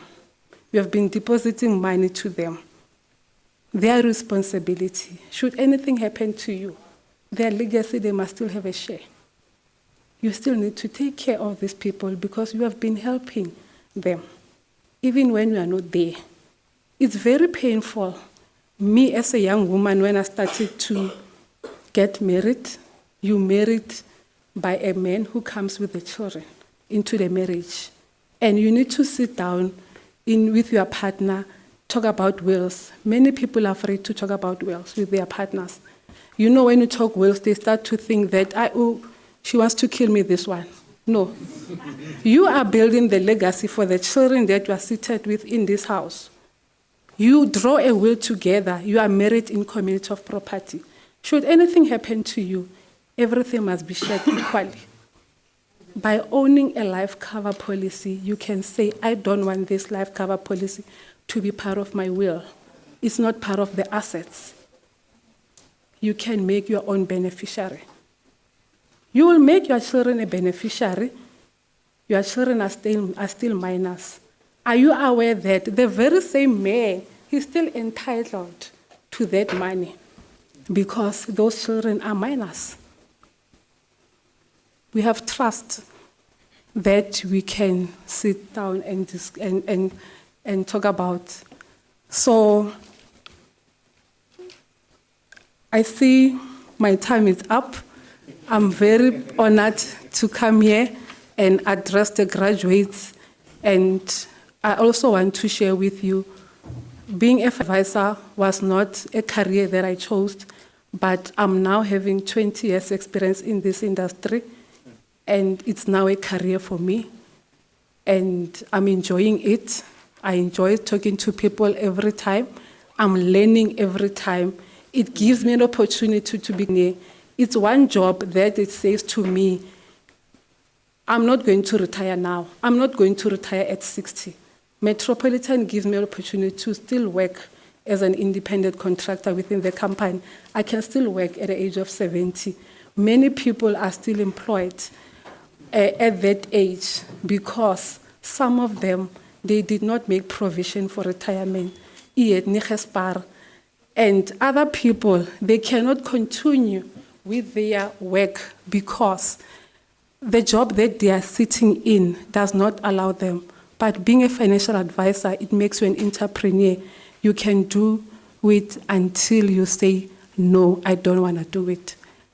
Without me wasting time and taking time for other speakers, thank you so much for being my audience.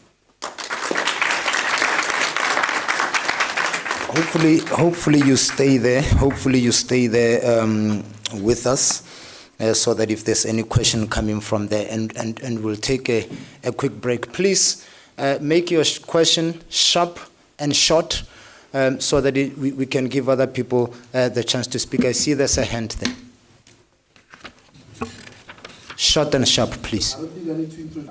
I think I'm from a position of not being in that space. I tend to believe they might be the same thing, but maybe just elaborate on that. And secondly, I think I'm speaking on behalf of quite a number of graduates who are marketing or who are HR or who are management graduates here.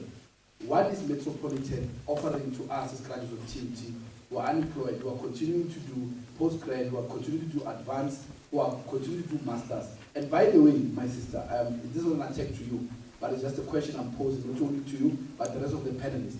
What are you offering to us as graduates of TUT? As I said, you have one who would, be a person who's doing masters, and not because of what doing masters, because we like it.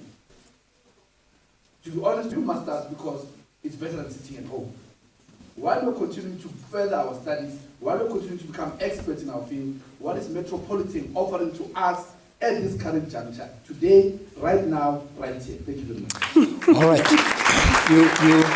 You will take those particular two questions. I see there's somebody raising a hand there. Stay there with that particular mic if you could address those two questions. Okay, firstly, let me answer the one you spoke. You asked difference between life insurance and life cover. We, Metropolitan, like as I introduced myself, we said we are a life insurance. Life insurance, basically, we are offering life products. I said we also have short-term insurance. Short-term insurance, we talk about mortgage bonds, insurance cover,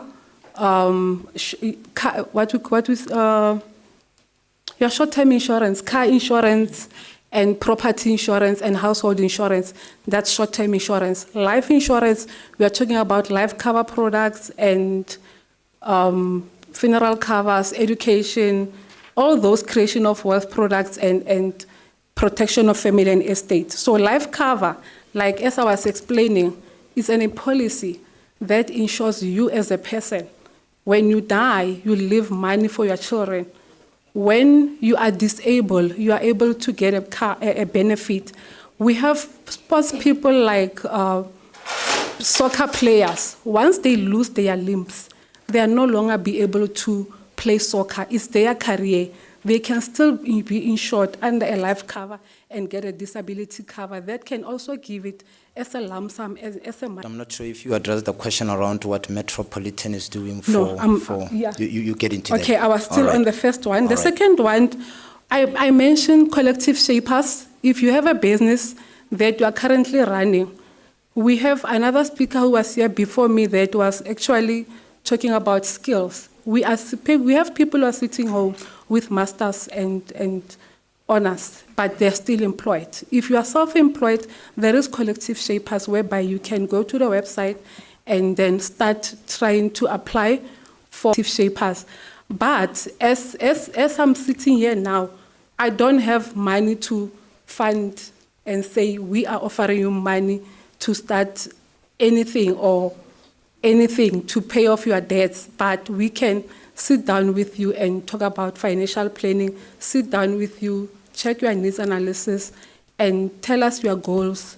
We can be able to assist you from there. But Collective Shapers is there to assist with funding for youth who are actually running their business. There you go. I see there's another question there as well. I am Susie Jolie. My question is, people often speak of financial stability. So I want to actually know, is there a point whereby you can say a person does reach a point in life? Do you think having those life covers and insurances contribute to getting you to that point whereby you are financially stable? Thank you. Okay, my sister, firstly, I'll say to you, if I give you $1 million now, will it be enough for you? Or 3 million, will it be enough for you? It will be enough. I don't think that it will never be enough. I don't think it will be enough. Yes, it will be. It might be enough for a person who's starting to start life. With the current economy status, I don't think anyone can say I'm financially stable, but you can be balanced. Like as I was explaining that if you protect your family and estate by having those products, and because the emergency fund, you use it for emergency. If you need money now, if your car is not insured and you get a breakdown, you can quickly run to that money. But when you preserve money, like you having a balanced financial plan. I heard you speak about creation of wealth and leaving behind a legacy. Now, what would you say to a recent graduate or ready to be graduates or someone who is new in the workplace in terms of saving or investing? Which one is imperative between?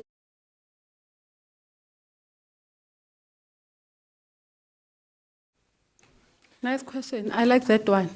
Once you, like as I was explaining the different products, each and every product, they have their own benefits. A life cover is for in case of death and disability. Investment is for you to reach your short-term and long-term goals. When you start investing for your child education, you are preserving as well. And to sit down with a financial advisor when you're trying to draw a code. So the money can grow, and the money might not grow up to the level that you want.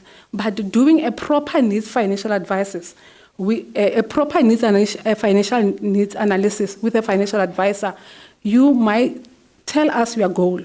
Then we'll be able to assist you to spread what is more important to you. Is it growth or preservation? Do you have kids? Do you have anyone that are you taking care of that might need money? And at the same time, I also want to share something as I was actually I touched part of the marriages and the relationships. You know, when you start working as a young person, we normally see people developing a different life, whereby you start having, for example, multiple, but he was giving me this kind of amount every month. And that person is entitled to receive that money from your legacy that you leave for your child. Some of you have been sitting down. You may need to rush quickly to the toilet. We're finished with the pack of questions that we have here. I saw a hand there. Good afternoon. I'm still a student, but my question is following up from I'm working on a machine, I lose my hand. The life insurance, will it pay for life? Because I lost my hand for life, or it will pay for extended period, then I have to pay again? Okay. The life cover will pay for a disability benefit. It's just that I just briefed my presentation. A life cover, we have different types of benefits. We have a benefit where you are insured when you lose part of your limbs. We have, like, for example, people don't know that if they start experiencing kidney failure, it's part of disability. You can still claim from that. Yeah, basically it will be paying from the disability benefit. If you sit down with a financial advisor, there is a benefit that you can put inside that policy that will waive the premium until you die. You will not be continuing with paying the premiums. At death, the family will be paid out. All right. Is there a question there? And that is the benefit of having a sister as somebody in the insurance space, because somebody warned me, they will tell you to even insure a teaspoon. But do we have a question there? Start by addressing your name and fire your question. Okay. I don't think I've seen a death certificate where they said you died because you drank alcohol. Definitely, the death certificate will stipulate if you were involved in, or you become disabled. Okay. We are going to pay according to how you became disabled. Definitely, you cannot be driving and get disabled at the same time. Okay, let me just finish. The report will tell us if there was something that the company did not agree on. And once you start taking that contract with a financial advisor, you know the clause of your contract. If it's stipulated that should you be involved in a car accident during something whereby you were at fault, it will not pay. Definitely they will not pay. But if it was not stipulated in the contract, they don't have a reason not to pay. So it's important to write the finer print of the contract. All right, there's another hand there. If you may assist Tiam, I see there's a hand there. No, but you need the mic. We can't hear you from this particular point. Please hand him the mic. Thank you. My name is Tina Machete. I heard you presenting about savings. So I wanted to understand the benefits or rather the advantage of either should I save or invest, looking at the total bill of money in comparison with the consumer price index. Would it be advisable for one to save or rather to invest? And also looking at the interest rates, whether the interest rate of savings are of mutual benefit or rather of investment. Because I believe in case if I save, the interest rates are much gooder as compared to those of investment. Particularly looking at the jingle sheet of income, consumer price index, and the inflation rate of the. So I want to understand the difference between the two. Which one would be, especially when you speak about business point of view, that as a business person, should I save or should I invest? Looking on to also the 4 quadrant of income. Okay. right? We got that question. Maybe you got that question, Yeah. right? Can I- Let's try and take both. You'll answer those in quick succession. Okay. Address your name first, and then you can fire the question. My name is Monde. So what I want to know is, because people refer to insurance companies as scams when it comes to payouts and the things of maybe I didn't read the contract or the fine print as you just mentioned myself. Do insurance companies like make you aware of the fine print? Would know, you are entering into this contract, and should this and this happen, the fine print stipulates that you won't get anything or ganja. All right. Seeing there's no hand, I may have to allow you to address those, and then we can take a break from there. Okay, I'll start with the first one. You mentioned that is it important to save or to do an investment? I will say both. When I started, I said, in your monthly expenses, you need the savings. Savings works for emergency fund. Investment has to do with your goal. If I sit down with a financial advisor, I'll have to know your need. What is your goal? What do you want to do with that money? Then we'll decide on that space. So it's important to sit down and do a needs analysis before we can start doing. And remember when I said, we are not selling, we are giving you a financial freedom. We are equipping you, we are giving you a financial planning program that you can use for yourself.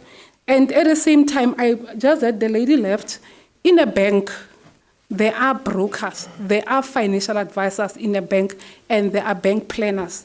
So you'll find in a bank whereby they have a broker who's selling different insurance company products, and they're also selling bank products. So those products, they differ. That's why you always find us also working inside the bank. I'm hoping that you are answered. You are confused?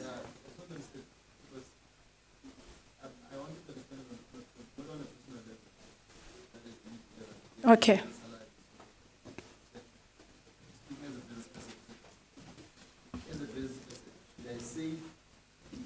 Is it advisable as a business person, a business individual, save or to invest? And what are the opportunities of savings? What are the opportunities of investing? Because I believe in the concept of money makes money. So when I'm saving, I don't think money will make money for me. But when I'm investing, money will just make money. So Okay. I wanted you to clarify me on that particular question. Okay. What I know is banks work differently with insurance company. With insurance company, you'll find a minimum term of 5 years to invest. What will happen, they'll take the money and invest it in different portfolios of funds to give you profit. With a bank, they take the money, they invest it, it works with a daily inflation rate. Also, with the charges that when you have a savings account, if you can compare the two, they differ with the investment policy. The investment policy, the first 2 years might not have values because they start taking contractual fees and other fees. But with the bank, you'll be able to see monthly there are service fee, interest fee that is coming inside to your investment portion. So those basically two are different. That's why I said to you, you need both. And if you have a goal that you are doing a business, I will say invest at the same time. I hope you are answered. The second question, you mentioned that insurance companies are scams. We have been more than 125 years in the industry, and I believe competitors are always there as well. We are not scams. We say insurance will find a reason not to pay. It's because we need you to understand what you are insured for. For example, if you have a life cover and you did not take a benefit for a disability whereby you lose your limbs, or you only took a disability benefit of something else. You know they differ. We have a comprehensive, we also whereby you lose your limbs. We also have the dread disease, the sickness. So you are confined to bed, you have stroke. You have a life cover, it does not have that benefit. You want to come and claim. We cannot pay because we are not insured for that. And what happens when you leave the door? You are a scam. So you need to understand your contract. Fine clause, it's not a fine clause. We are not actually hiding something. We are simply saying read your contract and understand. Ask questions. Don't just do a hit and run when you are sitting with a financial advisor. Because they are there to assist you. They are there to make you aware, to identify your need. You are the person who's going to say, I need a life cover. I cannot come and say, let me give you a life cover policy. I hope you're answered. Obakeng, there's somebody here who's asking if you can take one more question. Of course, of course. Ma'am, so just to, so you're saying that banks trade with our monies while when you guys invest, it's like, you know, the Fortune 500. Pardon? You know Fortune 500, right? So when so you guys take our money into Fortune 500 when we invest, while banks use trading systems. That was not my statement. I couldn't mention things that I don't understand of. So when I give you money, what do you do with it? Who do you invest in? The top 500 Fortune, or you trade with it? Because you said that banks will trade. Okay. So I'm asking, if you don't trade, you're putting it in the top 500. Okay. No, I think, addressing the academics, you have more information that I don't have. And the Fortune 500, I'm not aware of. I don't want to dispute that. What I was trying to explain is with banks, he's leaving. I'm trying to respond. Okay. So with the insurance company, what we do, we can go to bonds. If you take the money, go to stock exchange, there are different portfolios of funds, money market, bonds, and other funds. We go and invest there. We actually trying to make profit of your money.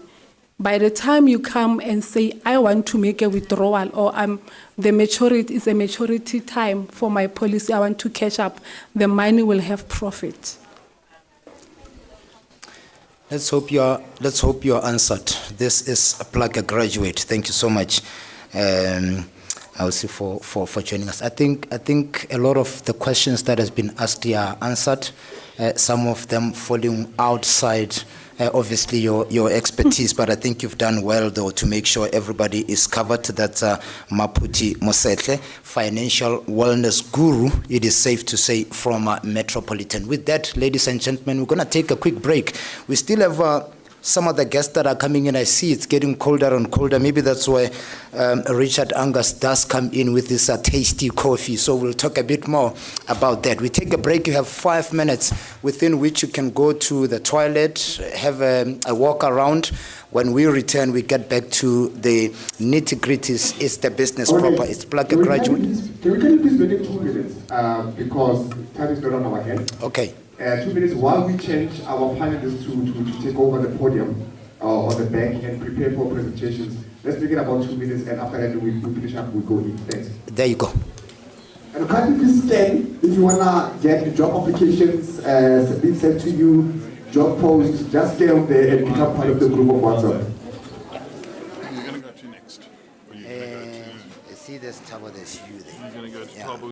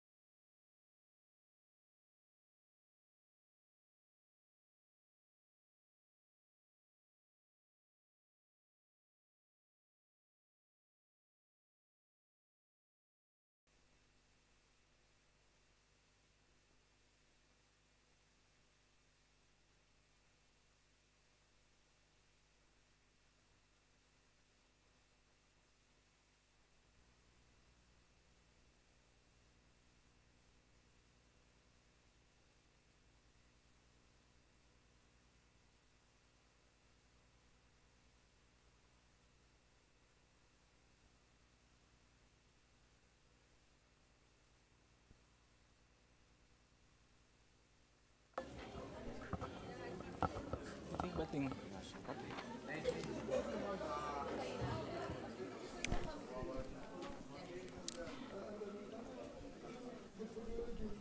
All right, thank you. If you can settle down, guys, we're about to call the rest of panelist members, so we can continue the program and eventually go home. Thank you. All right, can we please have Thabo Lingalibalele, Richard Agnes, or Angus, my apologies, and Mamohau Nkosi, including Miss Ponso Nache. Absolutely, yes. Yes, can we do that, please?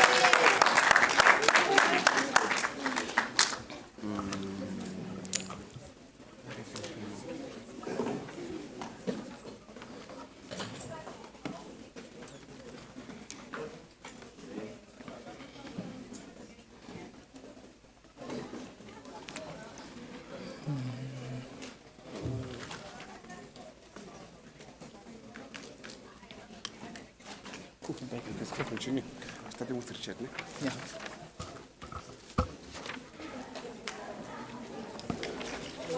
All right, we do hope that that was a really engaging first session of the show, or rather of the, I would say, do we call it a workshop? Because I believe that you guys were engaging, and we'd like to see more of that engagement going forward. So now, next up, we are going to be calling Mr. Thabo Lingalibalele from the Thabo Era IT Solutions, who's going to be speaking about entrepreneurship. All right, so apologies about that. We are going to move on to Mr. Richard Angus, who's going to be speaking about becoming a Delmar franchise partner with our SQM vending solution coffee shop. Mr. Richard?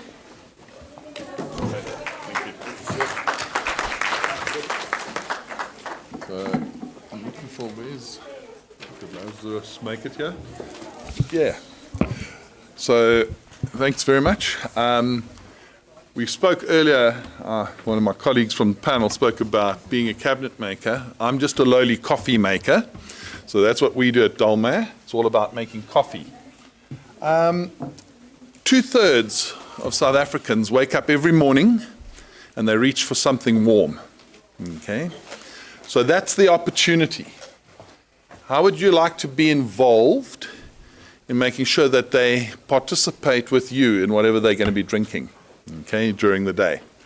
So what is our golden opportunity about? And we also had a question a little earlier this afternoon. What are we putting on the table right now? Whoever asked that question, I hope they're still in the room. This is the answer to that question. The opportunity is for anybody who's part of this program to become involved with Dalmar from a vending opportunity. We're looking for people to join us who are able to identify prime locations where we're able to place vending machines. These vending machines are 1 square meter in footprint, so that's why we talk about a 1 square meter coffee shop. Effectively, what we need is a great location with a large number of people coming past that location. We help you, we give you a machine, okay, which we train you on and we help you locate. And then you put Dalmar products in that, and people arrive and they purchase themselves their cup of coffee, their cappuccino, their hot chocolate, their latte, whatever they choose. Okay, they make a payment with a card, okay, debit card, credit card, and you as the vending operator are then able to make a profit from that. Now I'm going to take you through what we do in a little bit more detail, just so that you have some idea of the business.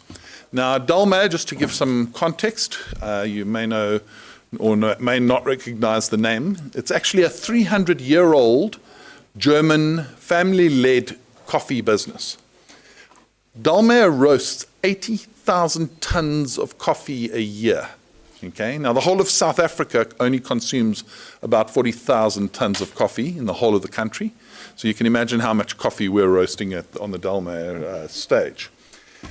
We currently have across the world 200,000 vending machines that operate, okay, for Dalmar. So if you say to yourself, are you dealing with somebody who knows what they're doing? Yes, we've been at this a long time and we do understand how to make this happen. In Europe and the UAE, in Eastern Europe and the UAE, we have 25,000 machines that are supported by about 2,000 vending franchise partners. We would call you a vending franchise partner if you operate a vending machine with us. So you will find outside when you leave here, for those who are in here, perfect coffee, okay? But we make sure that we route out the service, okay? So that's what we don't want. What you will be doing is you would rent the machine from us, okay, as part of this process. There's a rental that you would pay us on a monthly basis, and we then help you. You buy the product from us that goes into the machine, and then your customers obviously use the machine. You get the money from the cups of coffee that you've sold, and you make your profit. Okay. Now, as I said to you, the biggest thing that you can see this from a business perspective, and to the gentleman who asked the question, so what can we put on the table right now, is this is a business that actually doesn't require a capital investment. Okay? You don't have to put in money to buy a franchise. Okay? What you do have to do is bring us a location. Okay? And you bring us 2 or 3 viable locations that you believe are workable for us. We then go through those locations with you. We actually go out and see the locations. We look at all the opportunities, and we help you select the best location that we believe will work. And we place the machine with you, and then you are able to generate, and we talk about an average of between 3,000 to 6,000 rands profit per machine, depending on the price of the cups of coffee that you're selling and the footfall, what we call footfall, or the number of cups that are actually sold. Now, what is really, really important, okay, is the following element, okay? We're your support, okay? Dalmar is supporting you as a franchise partner, okay? We make sure that you can work safely with cash, because one of the biggest things in vending is how do you get paid, okay? So what we have is we have a secured payment gateway that works via Paygate. So every time that somebody walks up to your machine, they just badge or present their debit or credit card for their bank card. And that ensures that you never have to run the risk, particularly in the South African environment, of somebody going into your machine, okay, and taking your cash. It is a cashless machine, but you get paid based on what's collected, and it gets paid directly into your bank account. Okay, so it's a cashless environment, which makes it a little easier. Okay, so as I said, the center of this, where do we start? One great location. Oh, and you do need a little bit of storage space, because you're going to have product that you're going to have to put into the machine. You have to be a motivated participant. Okay, we're not going to call you. You're going to have to call us to engage and start this process. We start with one machine, but we want a lot more than that. We want medium-sized vending companies. Our target in South Africa is to have medium-sized vending companies operating via our franchise partners with 20 machines each. That's our goal. Okay, we'd love to have many people with that sort of size vending opportunity. What you will also need is a car, or access to a car or transport, to ensure that you can get the product that needs to go into the machine to the machine when you fill it. Okay. Now, the machine factor, the link to the secret sauce. The secret sauce is the location. Every machine is a tangible asset. It's a physical machine. Okay. Strategic placement is critical. Obviously, it's got to be in the right location. But if you get the location wrong, don't stress. Okay. We can pick up this machine and move it. It doesn't get built in concrete. Okay. It's a movable machine. It only weighs 250 kilos. Okay.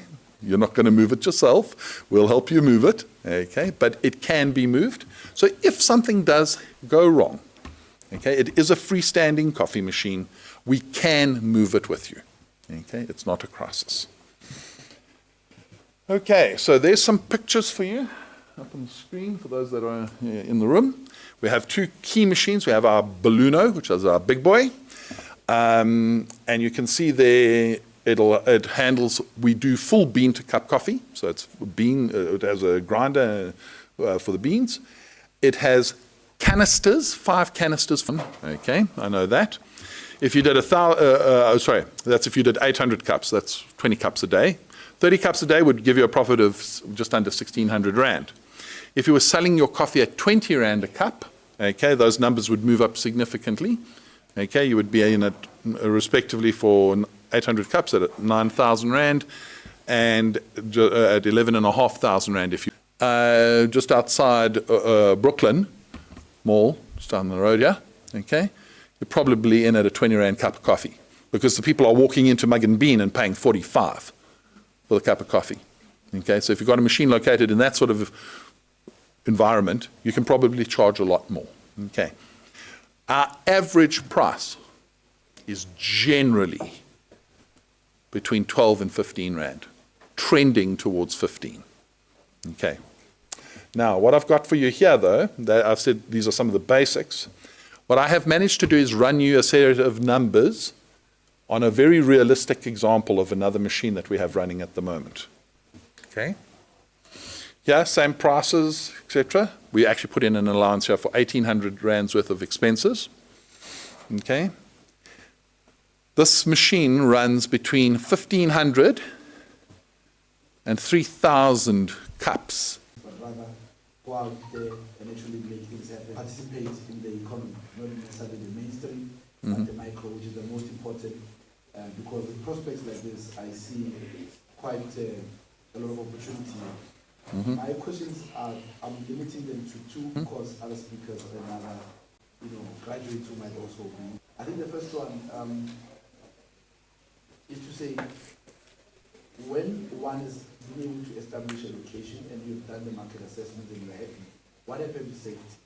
Is it my responsibility to ensure safety in that particular equipment or the machine, or must I choose a suitable location with safety inside?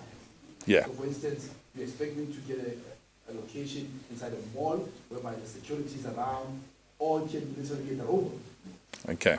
So that's my first question. And first question. The second one is to say, what is the maximum? Because I think in business, as much as we are unemployed, but business is there for profit maximization. That is the primary reason why there's business. You maximize and capitalize on profit. So I'm asking this question to say, what is the maximum? What is the limit to the number of machines I as an individual can have? So I'm asking this to say, I'm anticipating to get 5 or 10, 20 machines, doesn't matter. What is your limit? And to what end can one move from the first machine to the next machine, or can I just go at quite a number of locations at once? I think those are I'll just limit them to those questions. Okay. So let me address the first question of safety of the environment where the machine is placed. That is one of the key issues that we consider when you bring us a location. We look at the viability of the location from a safety perspective. So unfortunately, I would not be placing a machine at the corner traffic light. Okay, so I'll answer that question for you quite quickly. Location discussion, okay, these machines require power to operate, so we need a plug point. Okay, so that's one of the first things that we need on a location, is a plug point. And the second thing from a location perspective is it has to be protected from a weather perspective.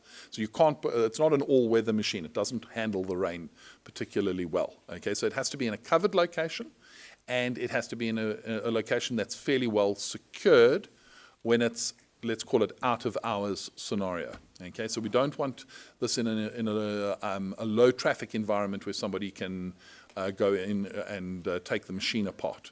Having said that, with all due respect to the criminals of the world, I don't know how much you can do with a coffee bean. Okay, the maximum you're going to lose, or if somebody goes into your machine, because it's cashless, all they're going to get is 3 kilos of beans and maybe some hot chocolate. Wow. Like I'm not raving about that. So yeah, people figure out quite quickly it's a cashless machine. There's no cash involved. So there's actually no real reason to really vandalize the machine. But we do want it in a fairly comfortable location that we're not going to run high risk. To the question of how many machines can you have? You have to be able to service these machines as the franchise operator. Okay. Now, what I mean by servicing the machine is making sure the machine is filled and that it is clean and in a presentable manner and it is working and functional. Well, how quickly can you get to the machines that you're looking after.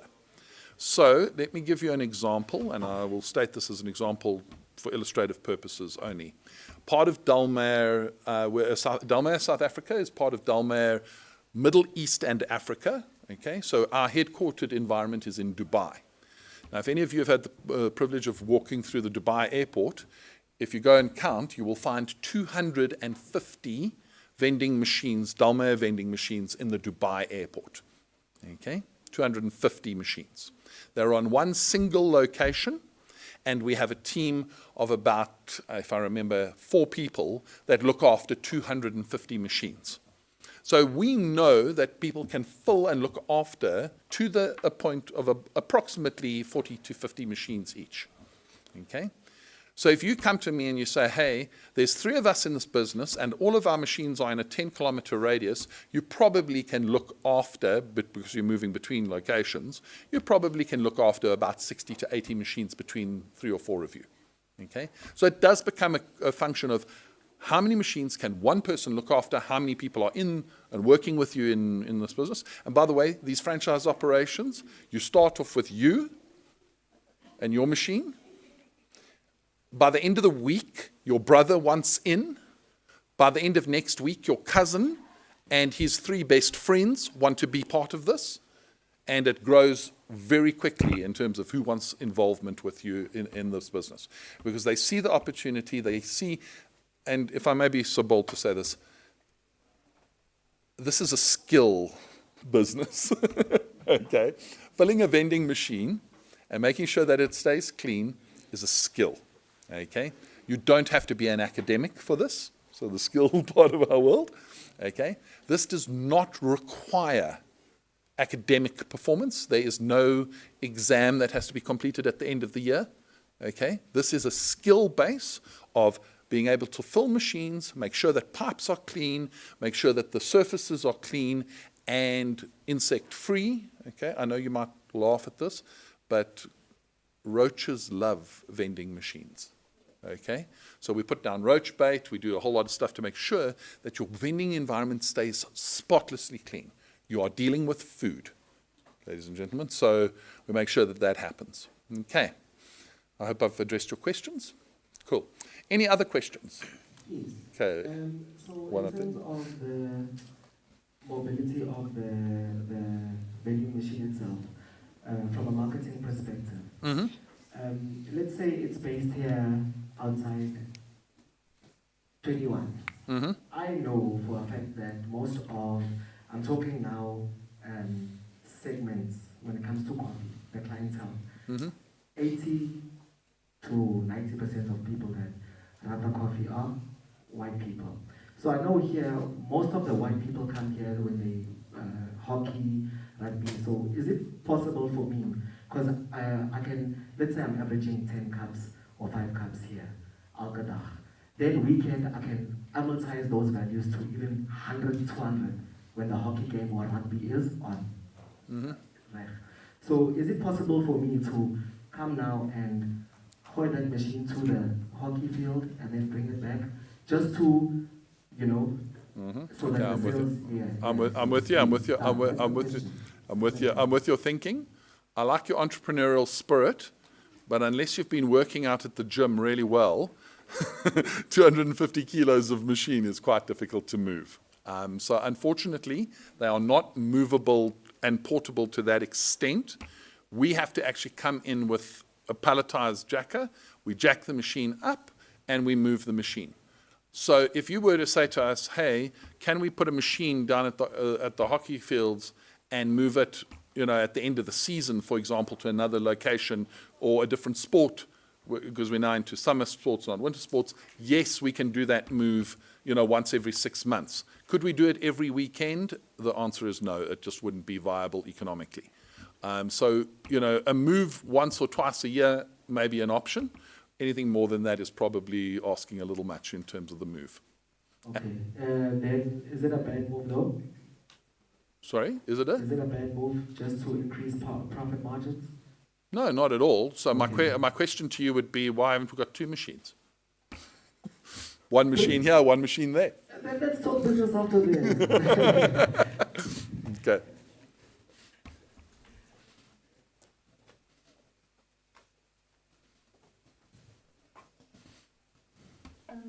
My question is, do you guys rent the machine to someone who says, let's say, like for a student maybe who's not a graduate yet, and then they want to, during the recess or during the December holidays, for that whole month, they want to make profit? Would you rent it to that person who says, I'm only gonna do business for 1 month, and then after that I won't be able to use the machine because maybe I'll be going back to my full-time job or going back to school? Okay, thank you for that question. Unfortunately not. The nature of this business is that it needs to be an ongoing site. And the reason for that is we establish ourselves as a brand in a particular location. The moment we take a machine out of a location, people go, where did the Dalmare machine go? Okay? They don't say, where did the franchise partner go? Oh, yeah, they went back to TUT. It's a case of, okay, something happened and something went wrong from a Dalmare perspective. So we look for locations that are permanent, okay? But however, let me say this to you. I would be very surprised if, as a full-time student, you couldn't look after anywhere between 3 to 5 vending machines at the same time, okay? As long as you can get to the location and fill the machine, okay? I mean, filling the machine and getting to the location should not take you longer than 15 to 20 minutes, okay? So if you have an hour or an hour and a half every evening, you could go around and fill 3 to 5 machines. As long as they're in close proximity, please, and if I may just say this, please do not think that you can put one location in Pretoria West, one location in Pretoria in Centurion, and the other location in Alberton on the south side of Joburg, okay? This is not going to work. Okay, your cost of your petrol will kill you. Okay, so you want your locations quite close together, but not on top of each other. Okay, so you don't want overlap. Next question, and that's I think going to be my final. If we're okay. Go ahead.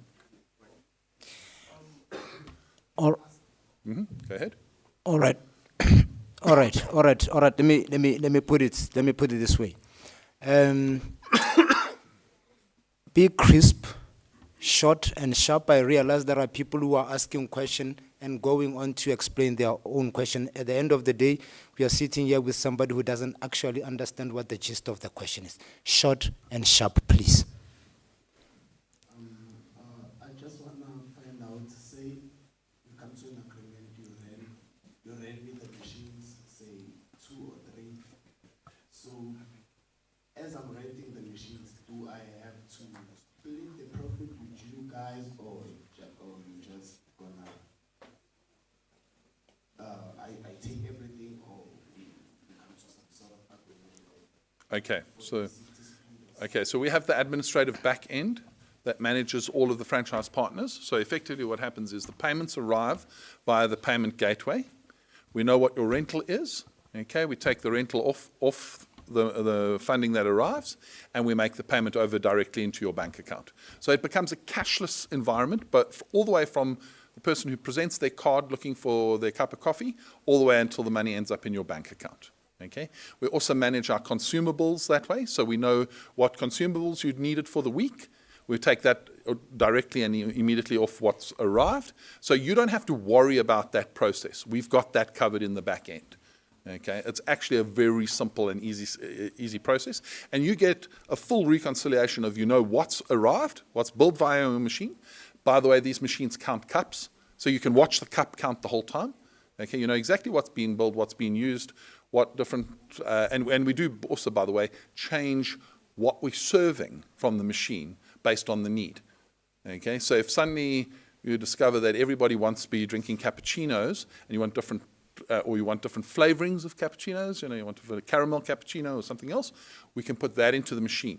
So the machine is adaptable to take other product. Okay, thank you. I suggest a lot of people will be happy to talk to you outside. If you didn't have the opportunity to ask the question here, it doesn't stop you from calling the numbers. They are appearing on your screen. I suppose you are still around, Richard. You can talk to Richard now. Okay. But what we're going to do, though, thank you very much. It was a very, very powerful presentation, Richard. Now, we are going to change tech, and what we do will require you to pay careful attention to details. We're going to bring the speakers back to back. If you do have a question, you will have to write it down, and once all the speakers are done, we will take those questions as and when they come. So you will have to jot down those questions, allow the remaining speakers to rattle past their presentations, and we'll entertain questions immediately after that. And now onto our stage, I'm going to call, you're going to love this, the future billionaire, Mamohau Nkosi, will talk to us about things, yeah? Think like a wealthy person, yeah? As you embark in the world of work, you already need to start thinking rich, even before you actually get into that space of work. Let's bring her on board. This is Mamohau Nkosi, our future billionaire. Let's give her a round of applause.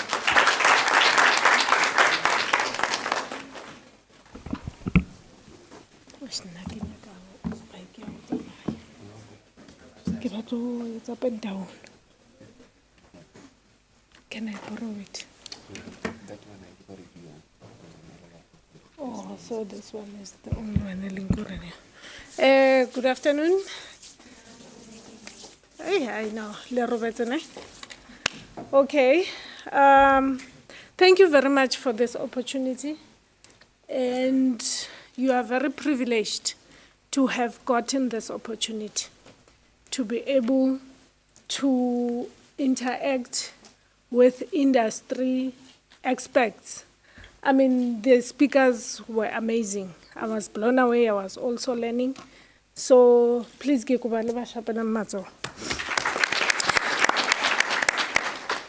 Okay, my name is Mamohau Nkosi. My name is Mamohau Nkosi. I am the author of Think Like the Wealthy, Not the Rich. How?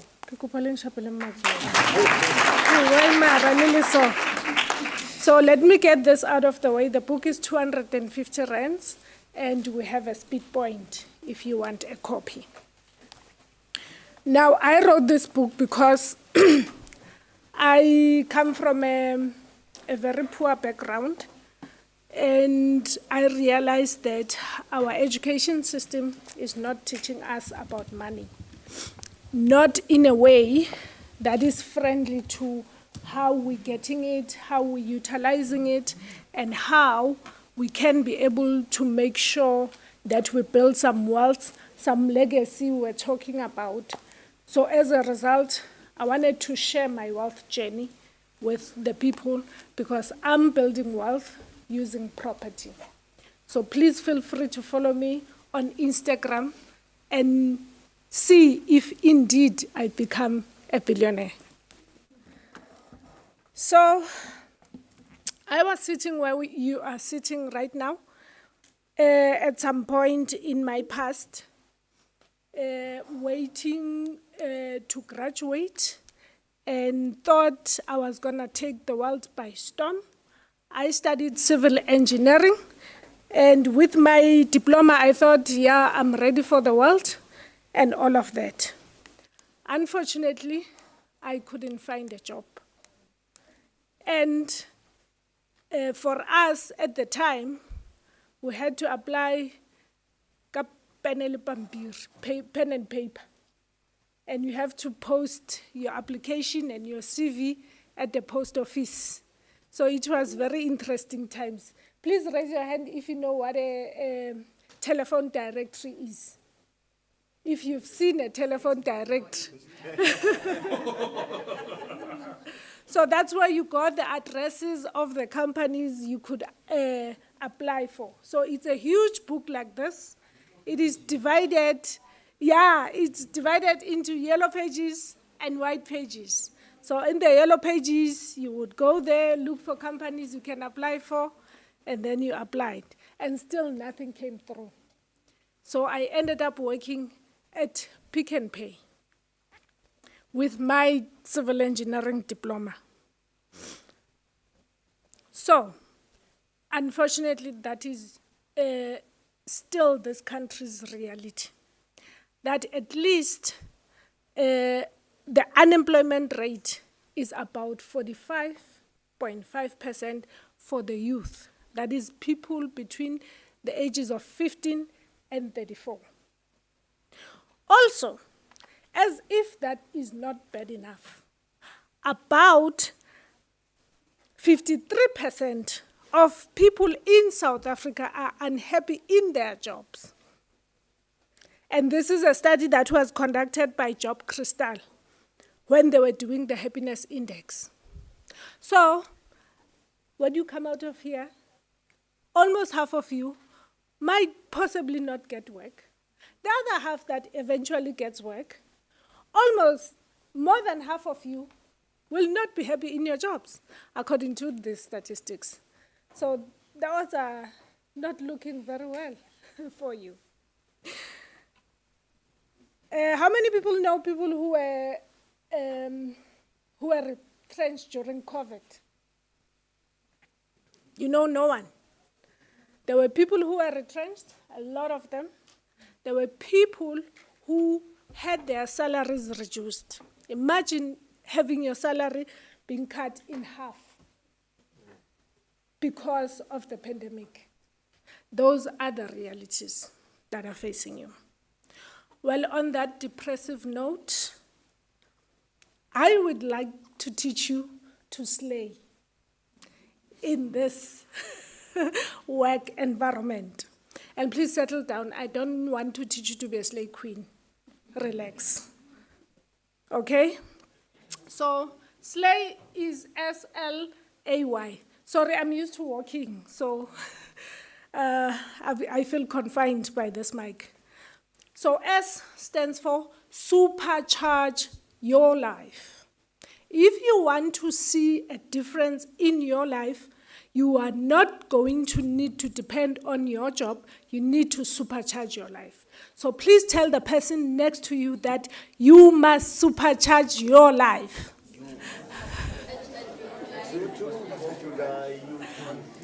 So if we do our job very well here, I'm glad everybody's now awake. If we do our job very well here, you will get out of here nicely motivated, ready to take on the world, wanting to have a coffee franchise, all the things that we have been preaching to you about. However, it is very important to remember that motivation doesn't last.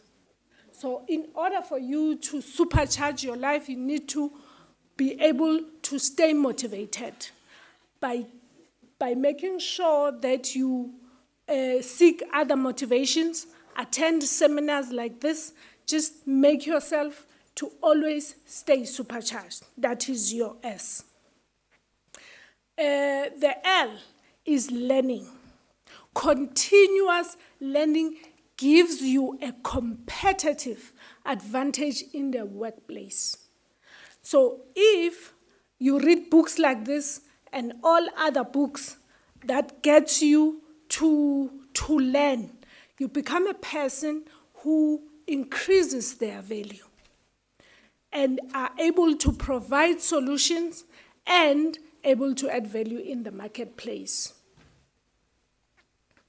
So the A is action. You might have all sorts of plans. You might have vision boards. You might have all sorts of things going for you. But for as long as you are not applying that to an action, you are not going to achieve anything. And wealthy people are all about action. They do not wait for plans to be refined, to be beautiful, to make sense to anyone. They just go and do what they need to do and learn as they go along. So the last one, which is why. Why is realizing yearly increase. And I'm not talking about the 4% increase of your job. By the way, do you know that you get 4%, 5% increase on average at any job? So that is the unfortunate reality. But I'm talking about the yearly increase that you will get if you create value for yourself, if you advance yourself, if you read books and make sure that you become a person of value in the marketplace. So what am I saying? In all of this, including even in this book, these are the processes that ensures that you take charge of your life. You do not wait to be hired. You do not wait to be in a job and wait for increase. You take charge of your life. And that's how the wealthy thinks. So, unfortunately, no one is coming. No one is coming to save you. No one is coming to change your environment. You are the person you have been waiting for. You are the person who can change your own life. Our choices and daily habits shape our lives. That is the great power you have to create the life that you want. You are the architect of your own destiny. Then build your life with purpose. I thank you.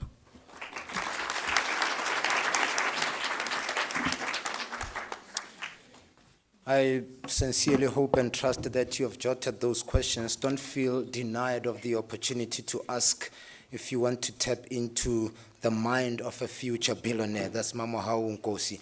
You can fire those questions to her once the presentations are done. But let me bring in our sponsor now from the National Skills Funds. She's going to talk to us about bridging the gap between the candidate application and the employer requirements. It's a very important topic. Ladies and gentlemen, put your hands together for Usman.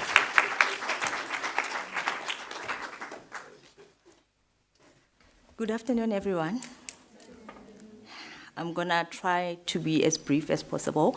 Today, I'm not going to talk about my portfolio. I just want to be an advocate for the youth and the graduate. I've worked with the graduate and the youth for over a period of 6 months professionally, but I've always been involved in youth programs. I've always been involved in volunteering. So over a period of 6 years that I've worked with the graduate and the youth, I just want to share some highlighters that I feel as the youth, that's where we miss the point. So as they have indicated as bridging the gap between the applicant and the employer requirements, firstly, a first point between you as an applicant and the employer is your CV. I think some of you call it a resume. So your CV should be something that represents you. Are you confident enough that your CV represents you? When you're sending your CV, it must be something that you must be proud to send to an employer to say, this gives me an opportunity to move into the next phase of recruitment. Firstly, if you're sending your CV, there is requirements on the advert that you're applying for. You need to make sure that your CV covers everything that is on the requirements of the advert that you are applying for. You find that people send their CVs with a photo. There's nothing wrong with that. But what kind of photo is on your CV? It doesn't mean if you trended on Instagram and you got 300 or over 300 likes with your photo, with your tongue sticking out, it's suitable to be on your CV. No. As much as we say that it's not fair to judge people by how they look, but the reality is, when you look at the person, already you are assuming things about the person, or you are thinking, what could this person be? So if you're putting a photo on your CV, make sure it's a professional picture. A professional picture needs to have a background. It could be natural colors, and make sure you address properly. I was scanning through some CVs for graduate, and the person had this smile like they were out there having fun, and I don't know whether they were wearing a boob tube because you couldn't see anything that they were wearing. Then everyone was asking, is this person naked or what? So please, when you send through a CV with a photo on it, make sure that it's a professional pic. You don't want to be misjudged because of your picture, because your Instagram followers and Facebook, they liked it and you also liked it, and you're assuming that it's proper for a professional space. Also, your details on the CV. Sometimes you find that an advert is out and there is a small print below the advert and they're saying preference will be given to, or people of this nature are encouraged to apply. You need to state, if they're saying African male are encouraged to apply, and you don't state on your CV whether you are a male or a female. And sometimes it makes it difficult if I were to invite you for an interview. I don't know how to address you because I don't know whether you are a male or you're a female. Like we have common names like Botabi, so Mpo. So I wouldn't assume this is Mpo female or Mpo male. So make sure that you address such things when you are putting up a CV. And I believe we are very privileged as the youth of today. Well, no longer youth. Very privileged because we have the internet with all the information, the guidance, this templates of CV. You go to Microsoft Word, there's templates, different templates of CV. You can choose from them and try and align that with your qualification or your experience. Also, your contact details. You find that the person has saved their CV, they're always sending their CV, but they're changing numbers. And every time we call, your phone is on voicemail. And if you're on the job market, it doesn't matter whether the number is 011, 010, 031. You have to respond to your call. And you don't know the person who's recruiting for that position. Oftentimes, I find myself on my cell phone calling people because I've also been that graduate who was looking for an opportunity. Because I know as you're seated there, you're thinking, we know they're going to come here looking all fancy. They don't know what we're going through. I went through school. My mom worked for retail. And I wanted to apply for NSFAS, but he insisted that, no, I'll take you to school. I know when it's time, exams have been completed and your account has been blocked. And the only thing that's comforting is if there's no re-exam, I know I have passed because I was that confident in my studies. So I also know those challenges that you guys have to go through. At least you also have NSFAS, you all have those bursaries and the sources of funding that are funding your studies. So please, when an opportunity comes, I remember with my first opportunity, I applied and people will tell you all sorts of stories. Why are you applying for government? Government, they won't employ you, they have their people and stuff. No. Refuse to hear some voices because you are a unique person and your journey is unique and your journey is different from the other person. I always told myself, I want to be the first one in the family to do this. I want to be the first one in the family to do this. So I never gave up on applying for government, regardless of what people said. And I got an opportunity to work for several government institutions because I believed in myself and in applying for government because I wanted that opportunity and I was hungry for that opportunity. So please, make effort for your art. Your CV is your art. Your CV represents you. The first thing that we see is that CV. And also, when you put people as references, I see with most graduates, they would put their lecturers. You can imagine in a class of 150 students, and you are the referee. And I call around 1 or 12, and he's busy in a lecture. He's not picking up. What's happening to your chances of getting that opportunity? We don't inform the people that we put on our CVs as references to inform them that, please know that I have put you as a reference. When they call you in a class of 150, I say, no, who, Mpo? I don't know them. And they have explained the rate of unemployment in our country. You can imagine if I'm looking for one person and I have 100 CVs. Those are the small things that we look at and like, okay, I've been calling this referee for 3 days, for 4 days, I'm not getting anything. Sometimes I would go as far as calling you and saying, hi, I've been trying to call your referee, but I'm not getting hold of anyone. Can you please give me another referee? But not everyone will do that. Then is the requirements on the advert. If the advert says send your CV as a PDF document, do so. Because you find now people sending their CVs as links. Every organization, they have systems. You find that that link, the system in that organization is not able to read that link. or the firewalls is refusing to download whatever link that you have sent through. So follow through in terms of the requirements that are on the advert. If they're saying put the reference on the subject line, do so. Don't say public management or financial or civil engineering. Put the reference on the subject line, because sometimes you find out it's different position that allocated to different people. When it comes to the system, automatically it's being allocated to the person who's supposed to handle that.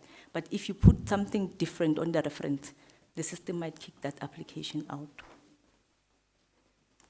And don't wait up until the last day to submit your application. Because some organization, automatically the system kicks it out. After 4, it kicks. Just because you saw that the last day is on the 31st, you send it at 7 in the evening, only to find out they closed at 4. They kicked it out. Then you go and say, I've been applying 1,000 times once. So make sure you apply on time. If it's the last day, let it be in the morning, at least before 4. So any requirement on the advert, make sure that you follow it up until to the last requirement. And if it's not applicable to you, don't leave it blank. Just say not applicable. Because some organizations also have systems that scan through the application. And if there's blank spaces, they're assuming maybe there's nothing. So just write not applicable. And don't leave any blank spaces or it's CV attached. You might be misjudged based on that. It's not fair, but if you have the time, just complete all the information that you need to complete. And also with your CV, don't take your CV as a one-size-fits-all. For every advert, check the responsibilities, the duties, the skills that are required. If you possess those skills on that advert, amend your CV.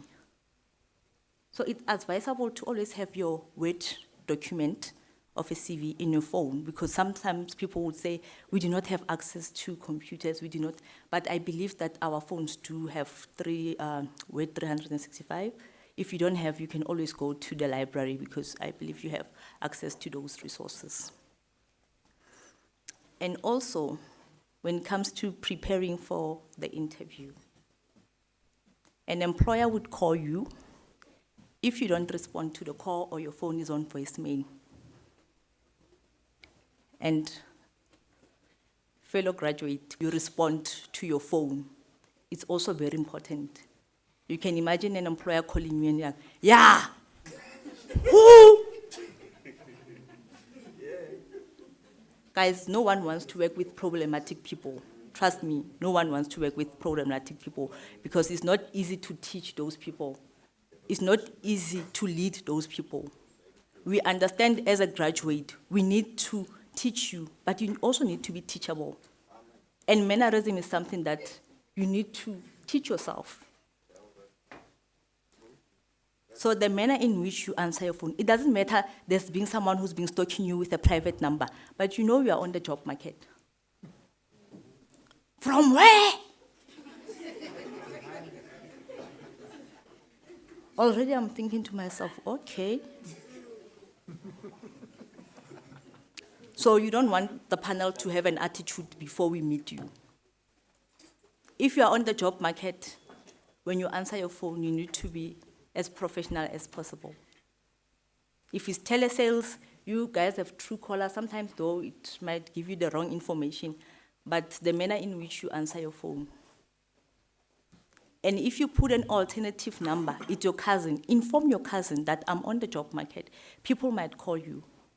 We had an incident whereby someone we called, and we don't know whether it's the child or the cousin, said, you're looking for who? You're looking for Ponto. She's dead. And that time you want to sympathize, because you're thinking, oh, maybe they just lost this person after they have applied and they've made it through. Then after 10 minutes, the person calls, the applicant calls. No, someone was using my phone. But what kind of prank is that? So if you have provided you an alternative number, it's your cousin or your brother, please make them aware that I have put you on my CV, and if people call you, just take a message. And also your email address. If you change your email address, amend on your CV. And if you receive a job invitation, chances are they've tried calling you, but they couldn't reach you. Acknowledge that you have received the invite so that we know that, okay, this person has acknowledged and they're coming through, because remember, we are dealing with a whole lot of applicants who are looking for these opportunities. So you acknowledge. If you don't understand whether the interview is physical or face-to-face or it's online, you can respond and ask. And don't get excited and just pitch up for that interview. You need to do research. Not only research on the position, but research on the organization. Remember, as an organization, we are driven by our vision, our mission, and our values. We need people who have certain values, who need to acquire those values. So when you do that research for that interview, you need to research the position, you need to research the organization.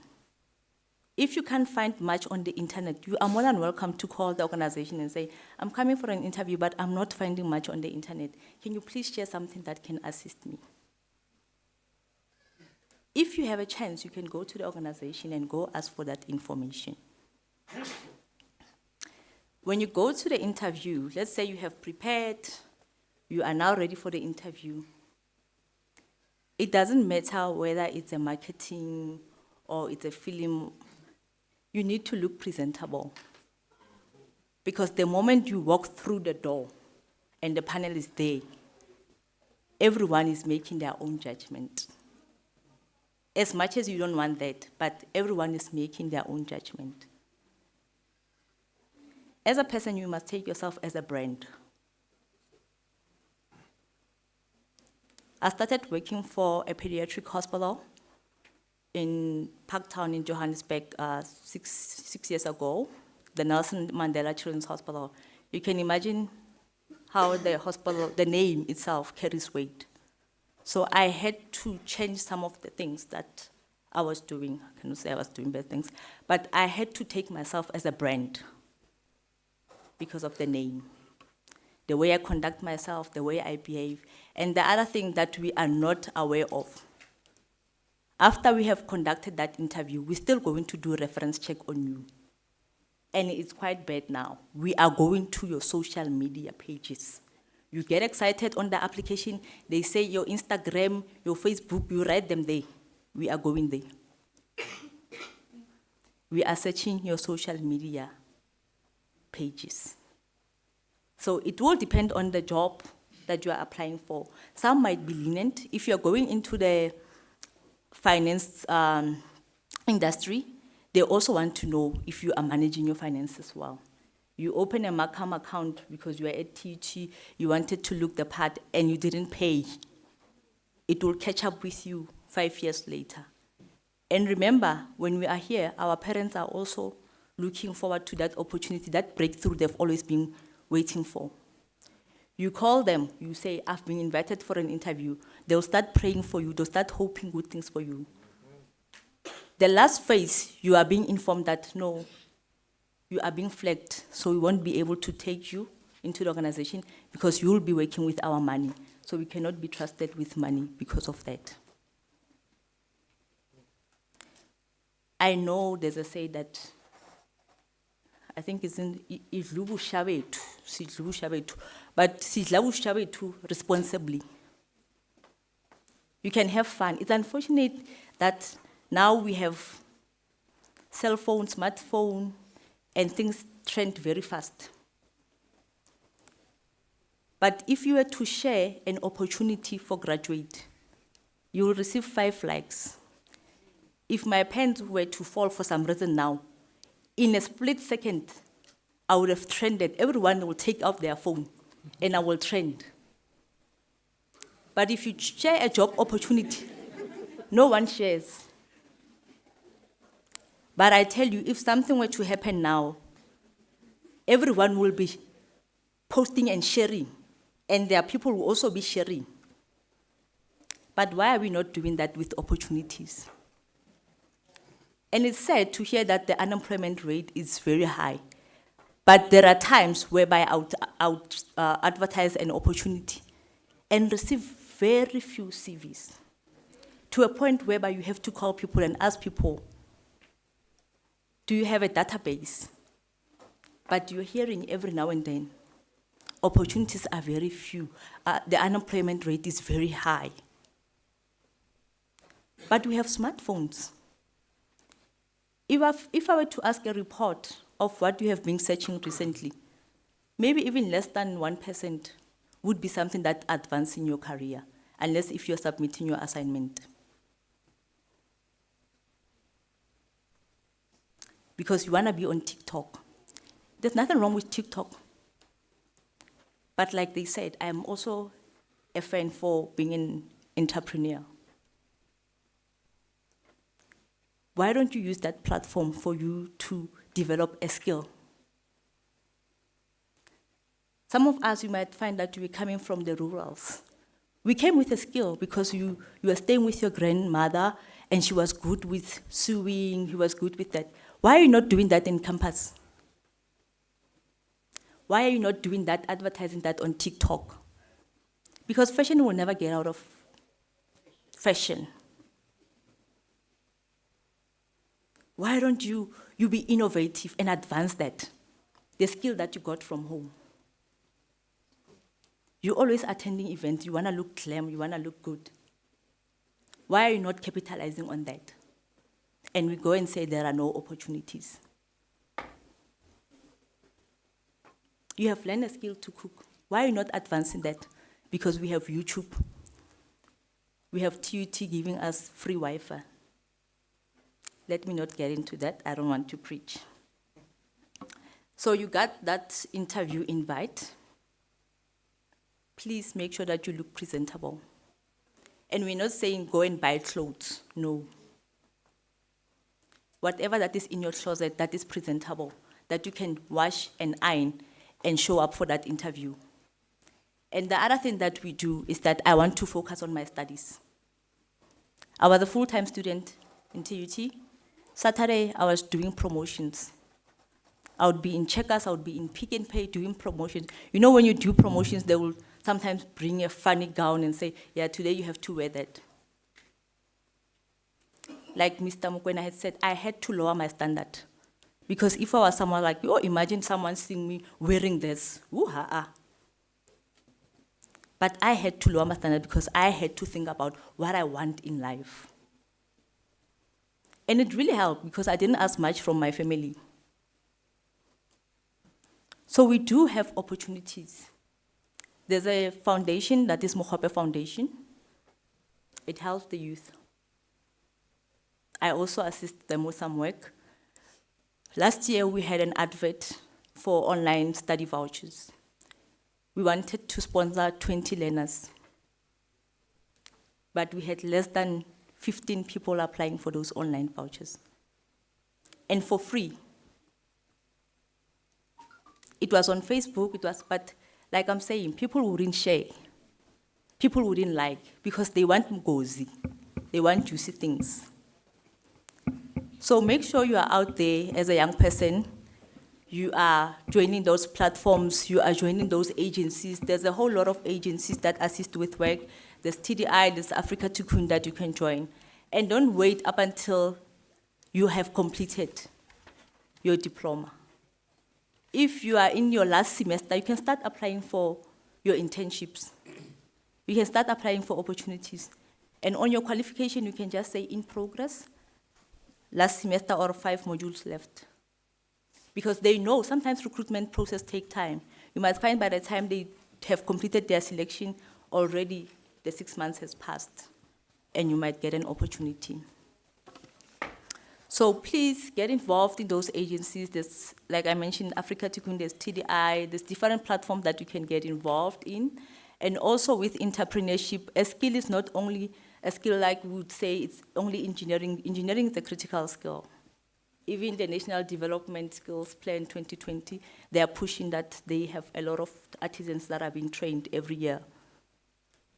But any skill, you can capitalize on that and have that side hustle. I would like to encourage each and one of you as graduates to have a mentor. It's important to have a mentor. It might be someone that you engage with time to time. It might be someone that you look up to. But it's also important to have a mentor. And to dream, it's also important. Your dreams must scare you. If they don't scare you, you are not dreaming enough. They must start scaring you. That would be all from me. Thank you.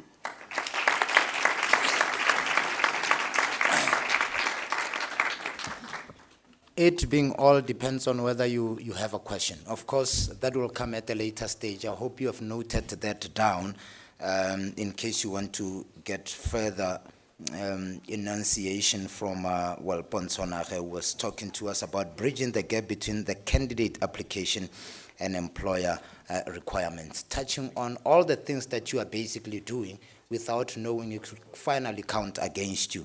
Now we bring in our last speaker, Thabo Langalibalele. He's an entrepreneur, and he's going to talk to us about how to start your business. Amen. Amen. I actually asked them to put me last for a reason. I did. However, we'll also welcome the Holy Spirit to guide this talk to fulfill God's purpose in this beautiful gathering. Yeah. Yeah, I know the mic. We're getting to the mic, but thank you on that one too.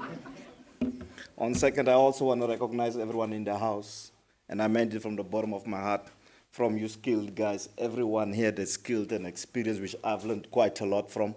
More to all, our academic anchor, Mashalate, that provided this opportunity.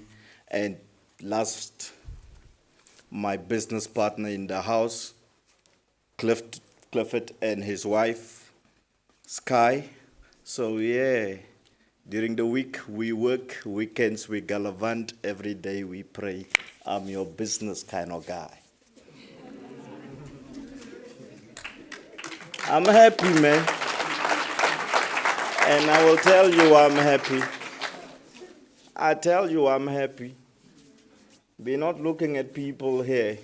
We're looking at the future here. These folks that we don't employ people to become other people's employees. No, we employ people to become entrepreneurs. That's what we do. Yeah. I'm a shy guy, but they say I like to talk a lot. I said, no, I don't like to talk a lot. I just like it when I'm listening to people. And I'll tell you a few things that I've heard here too. And oftenly will I say, I'm glad we're here. I'm honestly glad we're here. Why am I glad we're here? Because they asked me to talk business. And I'll talk business. I'll just mention a few things. In my world, from where I'm from, all right, let me just quickly go. I'm not going to talk much. I don't want to talk deep. Before we start, I've been in business for more than 10 years, and only after my 12 years could I start sending invoices in $1 million and above. However, it's not about the money. It's about the plan. It's about the dream. It's about the vision that we have. Yeah. Yeah. Sit and grab opportunities. You see, I like these things. I don't like these uptight talks because we are too social to still be antisocial. Let's get that one. You see, we're here sitting here for opportunities, and quite frankly, you should look at yourself already as blessed. Tell yourself, thank you, I'm here. Because they always say, save the best for last, and I can guarantee you, if you just want to see this thing that comes for direct, they were just giving hotels out, and I looked through that thing and said, okay, they got food packages there too, so the last one's always gains more. And business is the same. And business is the same. And I'm talking business here, I'm not talking to students here. I was asked, what do I want to talk about? I said, my man, just open the platform. I'll still ask the Holy Spirit to guide my talk because the Holy Spirit knows who needs to hear what needs to be heard. And quite friendly, like Lazarus said, Mr. Mukwena, I will say, because we're business people. I'm not here to address everyone. I'm here to focus on one. He said that. I didn't say that. I was just like, yeah. It's that world. Because we're talking business. Before you want to start and do business and think business, look at yourself different in the mirror. Yeah. Your mirror is telling you a lot of lies about yourself. Look at yourself different in the mirror.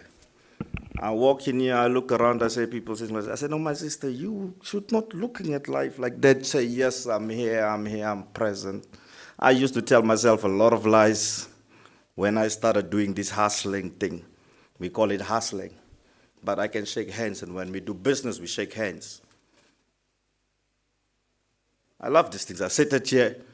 I heard my corner over there, my two brothers over there, they were dropping right questions. I'm like, yeah, that's my people. They're not saying you guys are not dropping questions. I'm just saying pay attention, focus. This is the world where opportunity rise. This is Pluck a Graduate. I'm not here to preach here. I'm going to tell you here there's opportunities here. I'm sitting here with my partner. Because you guys are students, we will have ways to pluck you in likes, or rather in purpose of this little gathering created by Masharate.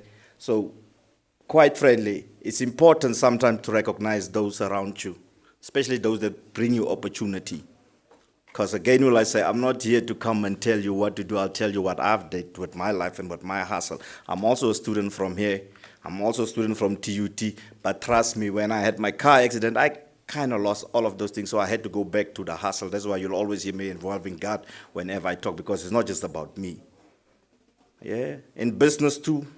Holla then. See, when you talk in business too, do you, but always welcome God to your hustle.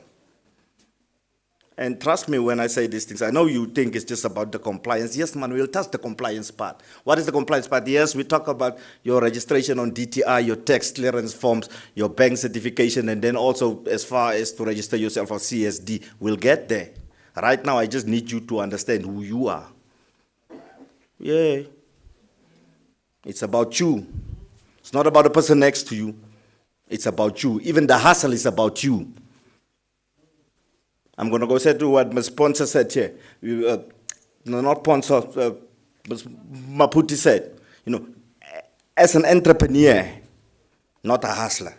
There's a difference. Hustler, entrepreneur, business people. We're talking to hustlers. Or let me say, let's go to entrepreneurs. As an entrepreneur, you look at the gap and you try to cover that gap. What is the gap? The gap of what is needed. What is the gap of what's needed? Man, you need to go find out those things. I cannot teach you those understanding. Understanding is one thing that you cannot be taught. Understanding is something that you should have. You gain that from the corridors of life that you live. That's how you gain understanding. It's the hustle. It's life. You want to be a business person, that's what you need to do. And remember now, it's a world that will kick you down a million times. But you need to learn how to get up and do what needs to be done. It's just nicer when you fight your own fight. You fight your own battles. You fight your own dreams. And I can tell you I was an employer. Now I'm an employer. I like the fact that I own my hours.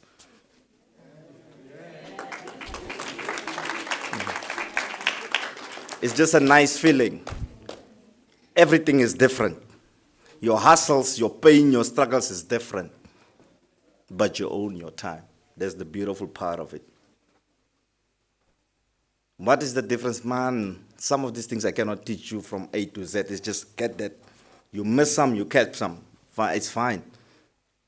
Right now I'm talking to business people, not talking to students. Now, I leave these students things. It's a nice thing to be academically well include up to with regards to your future or your dreams and all of that. Yes, it gives you a key to your door. However, it's all up to you how you're going to go about this thing called a hustle. You need a little bit of your academic record, but you also need street language. You need to understand the two. It's a combination. There's just one rule on all these combinations that I'm talking about is something called respect. Everything you do it with respect. Approach life with respect, and you will see how that will open up doors of opportunities for you. We're talking business. Don't worry, we're getting there. I know what you know already. The sad thing is just, I like it when I say, man, Clifton, man, when I talk, I need you to take out and take notes because I know you will forget about it. Yeah. Even when you go to church, you want to go listen to the pastor the whole damn day. You say, yeah. Guess what? You hear it and you forget it the moment you walk out of that door. I'm a businessman. I believe in Jesus Christ. But don't follow me because weekends you will see me drinking my Hennessy and you might say, Mara, this guy's a funny guy. Come on, understand these things. But I'm simply saying, don't do what you hear other people tell you to do. Go find yourself in the mirror with your visions and your dreams. How do you do that if you want to do business? It's simple, man. Welcome understanding. How do you welcome understanding? Pray about these things. Pray to the heavens to open up your ears, to lead you, to help you to gain understanding from whatsoever you hear other people are saying and talking about. Let you see a vision. Let you see a dream. Dream different. Don't just dream you wearing that gown. Dream that dream, but also dream different. Dream as a boss should dream. Picture you as a boss. Yeah. I'm not lying to you when I tell you, sometimes when I feel myself trapped between a rock and a hard block, I'll walk in and I put on my suit and a tie and I have a conversation with my mirror. That motivated me. But that things gets tiring sometimes because when reality kicks in, you are really broke. But it's part of the hustle because the hustle will hit you down. The hustle will hit you down. You need to be persistent in these things. Not each and every time then when you knock on a door, opportunities will come through. But it doesn't mean stop asking. Biblically also said, ask and you shall receive. But it's about money intelligence. You should learn to those ones that are smarter than you, to those that walk the walks that you want to walk. I'm learning from them. I've learned from them. I was just screaming, amen, when I heard my sister Ponto talk about you guys and your CVs and applications, because oftenly you will hear me and Clint talking about these things. You disrespectful people, want for opportunities, then you come and you want to come and tell me about my job and what I should do, what I should not do. Like, man, don't be so disrespectful in this space. It's about the hustle. And I want you to think like a hustler. Don't think businessman, think like a hustler. There's a difference. A hustler sells everything without process and procedure. Yeah. You are a hustler, learn to sell things. I cannot tell you what you should listen to, opportunities. I said, man, just pay attention. I heard my brother here, is it Ray, ne? Richard. Yeah, Richard, I know it's in the R somewhere, somehow. Richard did mention about, got you. He did mention something about the coffee machines. I'm seated and I heard there were some questions that came to him like, and I think my brother was thinking like me because when I heard that machine talks, I'm like, I can pick up this machine and put it at the stadiums and let me see a bit. And then he said, no, that machine is heavy. God, let me change it a bit. But what he also did not mention, right, I think there was one person that also signed up and talking about business. And I know where you were getting it. What is it that you wanted to hear? Because that was questions that I had. And it comes back to sometimes your question can help me answer some questions. Now, I wanted to ask some few questions because I'm a capitalist. I'm not the one. I'm in business. IT is my identity, but live that IT people don't always really get paid.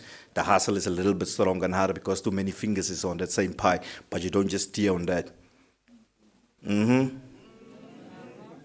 Think a bit about this thing. Sometimes you sit back and you look at the gap. What is really needed? That's what a hustle is. That's what business is. You sit back, you see what's needed. What is it that you will need for your life that will enhance you and change things a little bit better and different? I'll say, for instance, I was sitting there, I'm like, if I need to go and get into these coffee machines, what I will do, because you're right, my brother, we don't like buying coffee. I need to go to where Clifton will go because I know Clifton people will come and buy coffee. We don't want to buy coffee. However, I don't know, the big R will tell us. See, I will say, if someone ran that machine, go put that machine in these private hospitals. Run this machine, go put it in private hospitals. Don't worry, your security there won't be any robbery in hospitals. People that come to hospitals will want to drink coffees. Highlight him before he robs that plan and idea because he's the main man. What did I just tell you there in that short tip? It's a business. Sometimes when you have a business plan and idea, keep it here. Someone with the financial capability might just steal it and do what you think you wanted to do. It's business. No one follow process and procedures with understanding of that kind. You are a hustler. Understand your hustle. But also know those ones that you talk to will be your enemies because they will be stealing what you have. Learn. There's 2 times that you really share your secrets, your plans, and your dreams is all when you do pillow talks. I don't do pillow talks.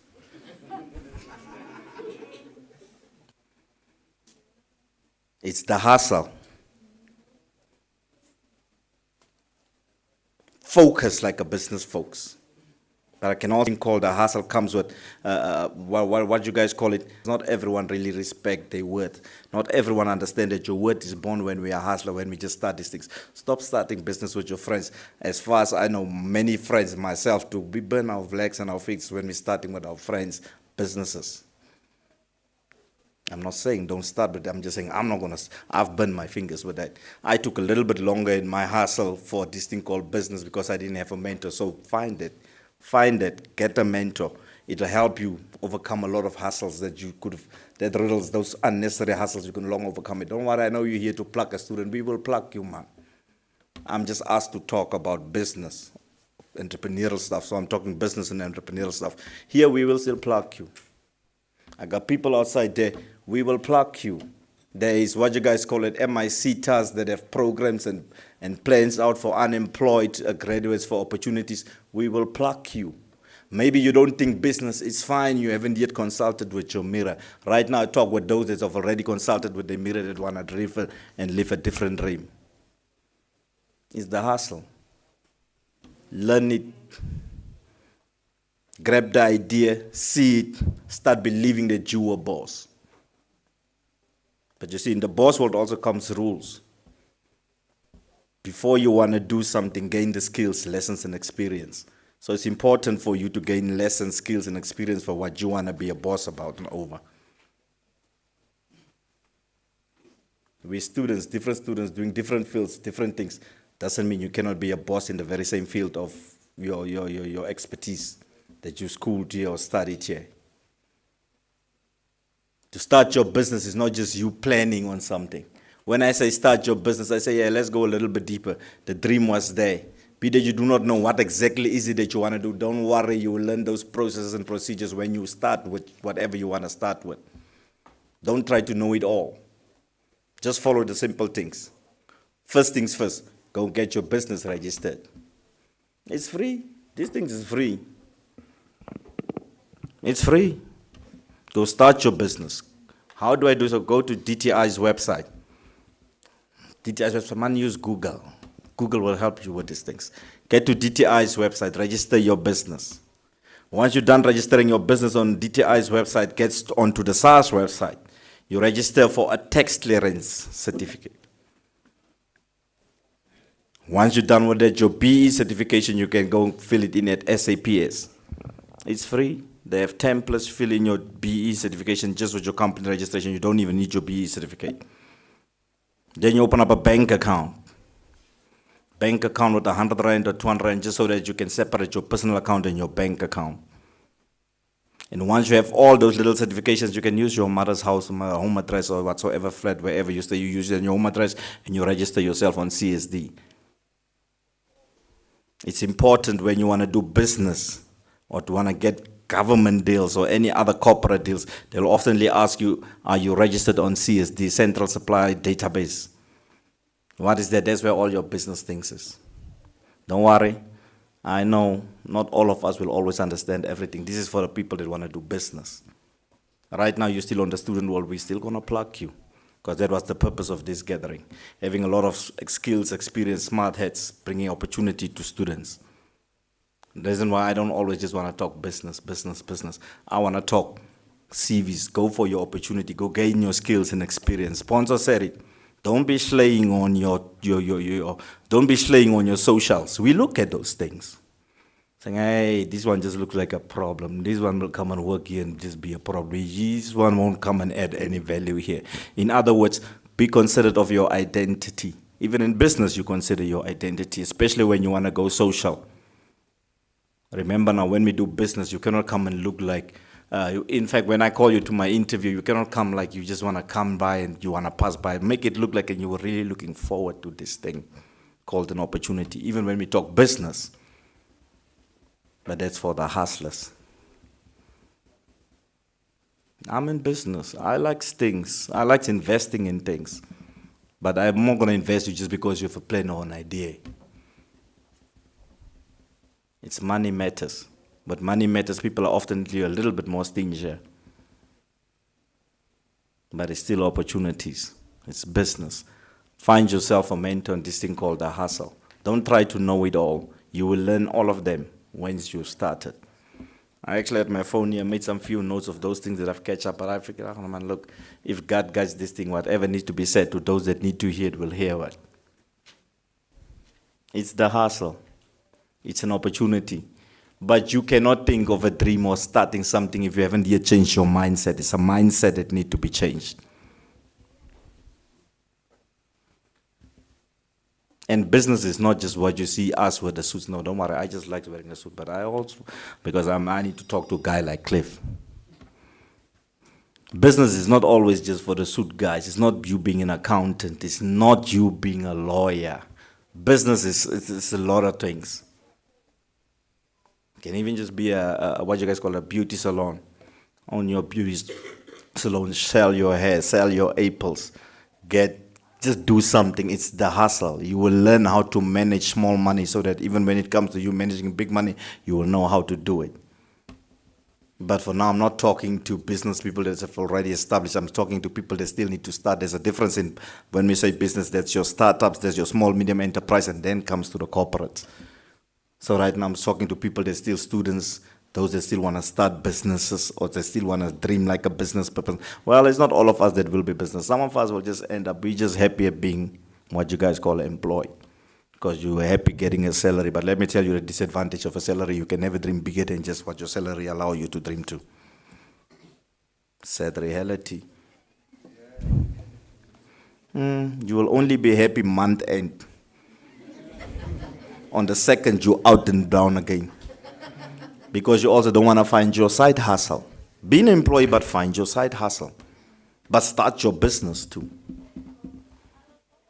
It's life. The reality is that the truth hurts sometimes, but focus on these things, man.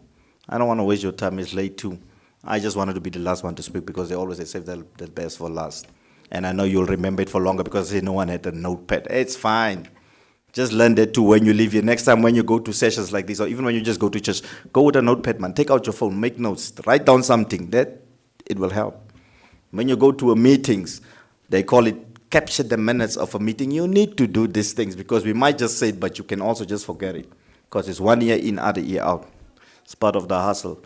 My folks, you can holler at me to the likes of Pluck, a student. Those that really, really do. In fact, no, man, we share some stuff with the guys from Pluck, a student. Yeah, I'm certainly sure we can pluck a few of you guys. And welcome to the hustle when you come and become a hustler. I would love to see you there. Amen. Amen. Amen. Amen. Thank you. They say amen is the meaning of so shall it be. So we say amen. That's it. All right, that's just about brings us to the end, not necessarily, but the end of the kind of speakers that we've lined out for you today. Now, I'm going to, hopefully, you've noted the questions that you want to ask. And if you do at all, you can begin to, please two, we're flat out of time. We could do this right up until tomorrow, but we have to respect time. Any question at all? You forgot. All right. There's a hand up.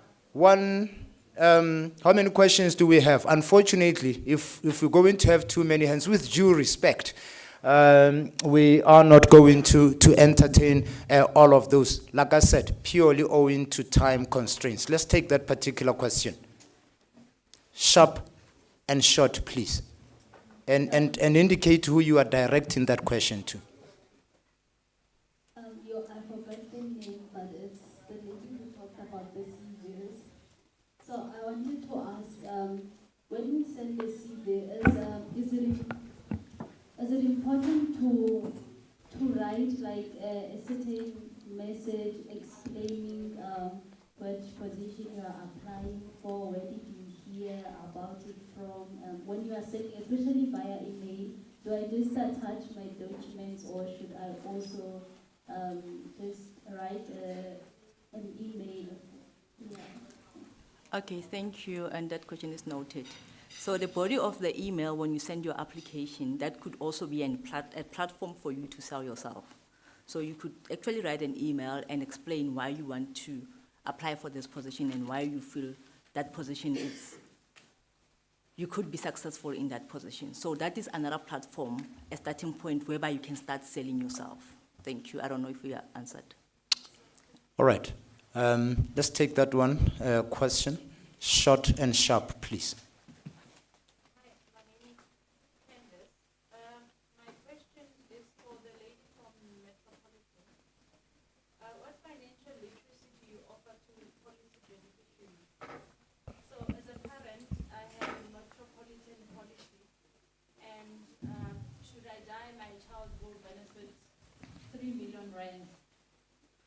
How do I ensure that my child will not end up or I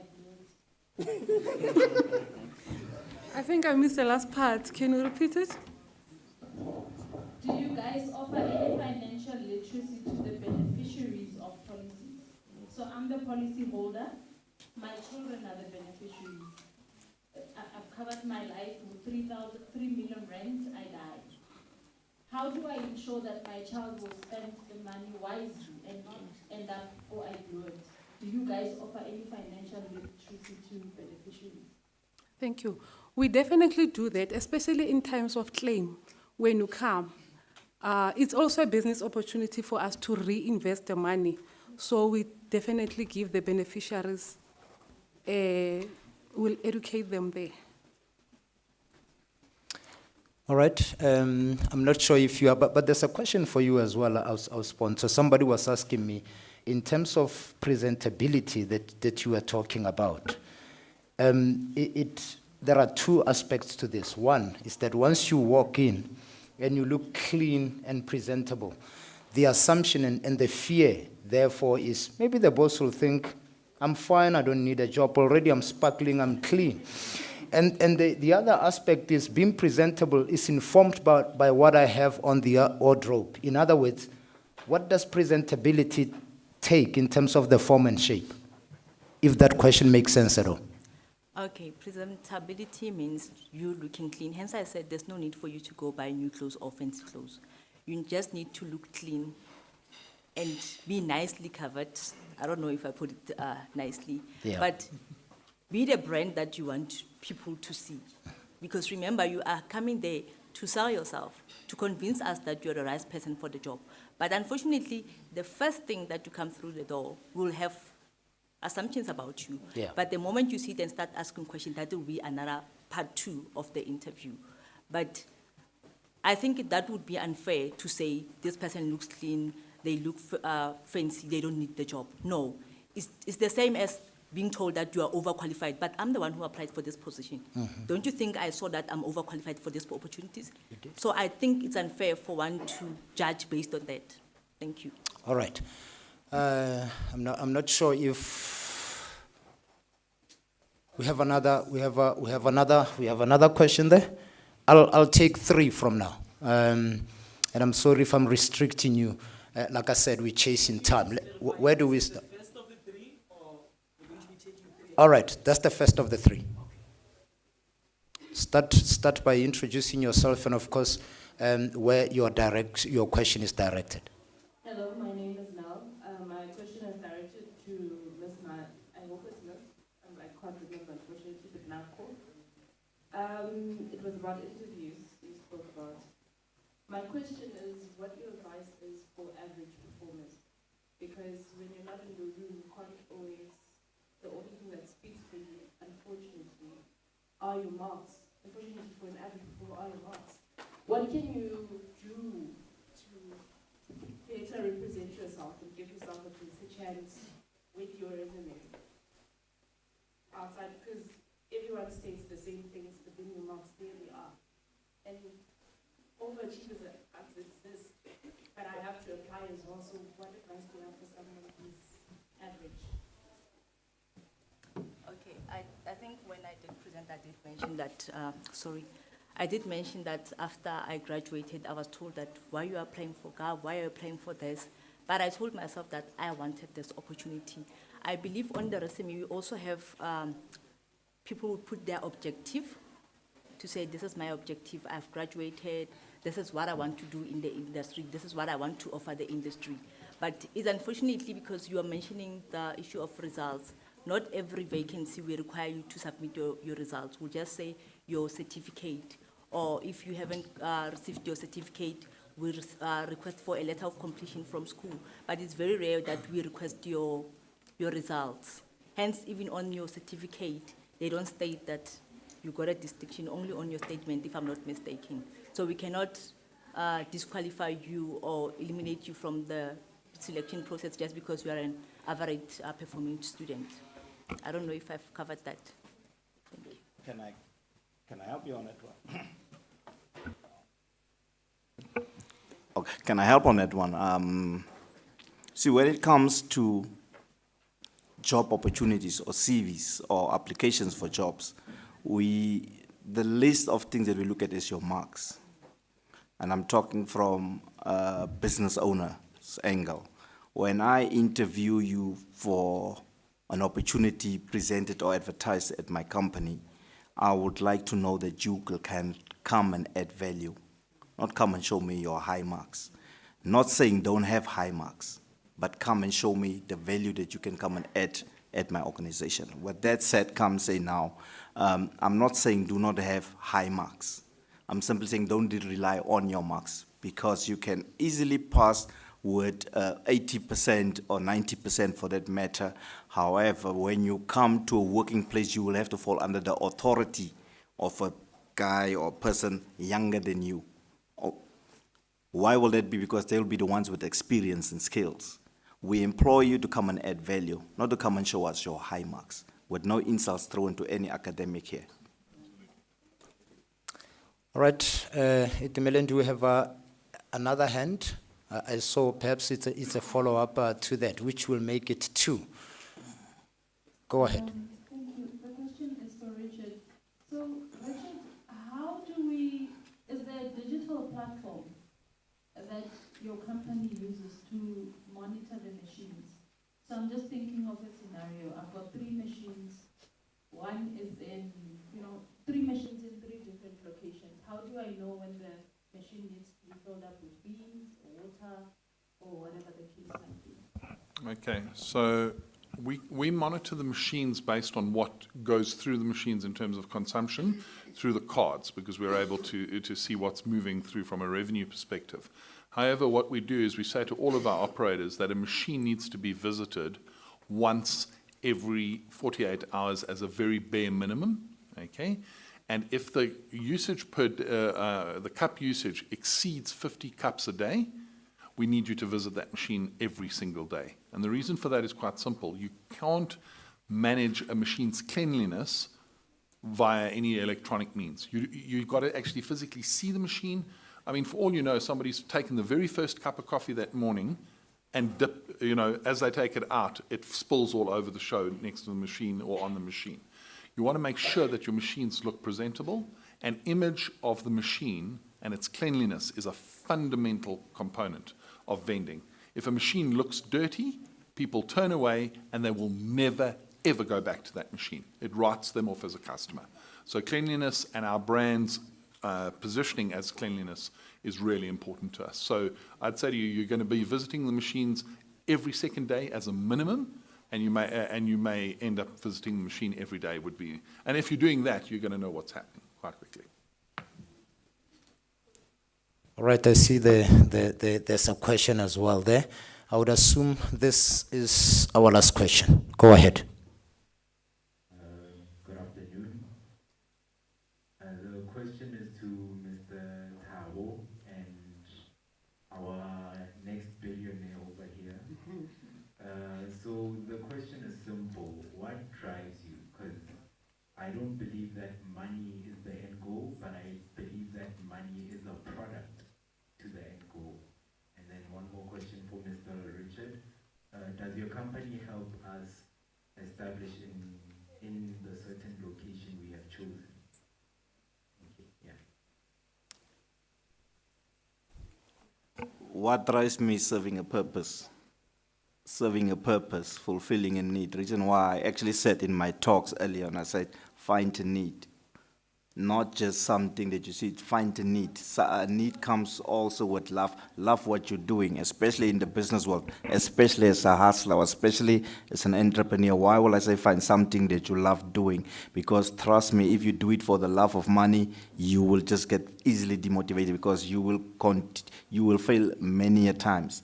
And you will fail many a times, but you need to be persistent, meaning get up and keep on doing what you're doing. Because if you do it for the money, you will fail a lot of times. So whenever I fail, I go back to the drawing board. I don't get demotivated, I go back to the drawing board. I always reach out for new advices, new tips. I have a mentor in that matter. So that's basically what drives me, doing what I love doing. Thank you, Thabo. I saw there was a question as well for you. Was it for you? Okay. My big thing is to make a difference.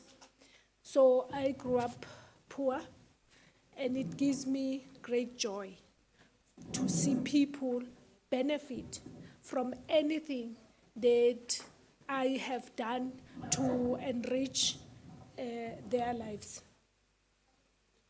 Is it me? No. So anything that I can do to better people's lives, that's what gives me joy, and that's what drives me. Thank you. Okay, if I can just clarify the question you're asking, do we help in the establishment of your location? Is that correct? Just clarify for me, please. I mean, if I were to choose, let's say, outside as a location, how does your company help me get permission for the institution to establish? Okay, so one of the key things in evaluating the three, so you would bring 3 different locations to us, for example. One of the key things in doing an evaluation of the location is the ease with which we can get the permission from the environment to allow the establishment of the machine or the placement of the machine. If it's an environment where we have to, with you, and we do work with you on this, because often companies will say, well, can Dalmayer give us a letter of comfort and tell us what we're going to do. They want to see the brand behind the vending machine often. But a key thing is we're not going to be spending 6 months negotiating with the university to place one machine. If you say to us, well, are you going to help me negotiate with OR Tambo for 100 machines in the airport? I'll spend some time with you. Okay, one machine on the corner shop, I'm not going to be spending 6 months negotiating. But yeah, we do support the process. This is where we leave it with the questions, and we'll close it here. And on stage now, we do have Shalati Davani from Alumni Relations to give us the vote of thanks. It's been a long day, and I'd like to thank you so much for such a beautiful audience and taking your time to come here. Can I request that you put up the, what do you call it, WhatsApp? QR scan. The QR scan. I'd like to thank our sponsors, Tabura IT, Nedbank, and Metropolitan. Some of the items that you'll be receiving are coming from them. But most importantly, I'd like to thank everybody who's here. It takes so much time for a business person to take half of his day or the whole day to be here to share knowledge with you. And we should not take that commitment lightly. There is no amount of money that can quantify the amount of time and knowledge that was presented here today. So to all our presenters, Bizweek, Metropolitan, LM Mokwena Kitchens, Tabura IT, Dalma SA, and our future billionaire Mamuhau, Bonto from National Skills Fund, Nedbank, I'd really like to thank you for taking this time to share knowledge with our students.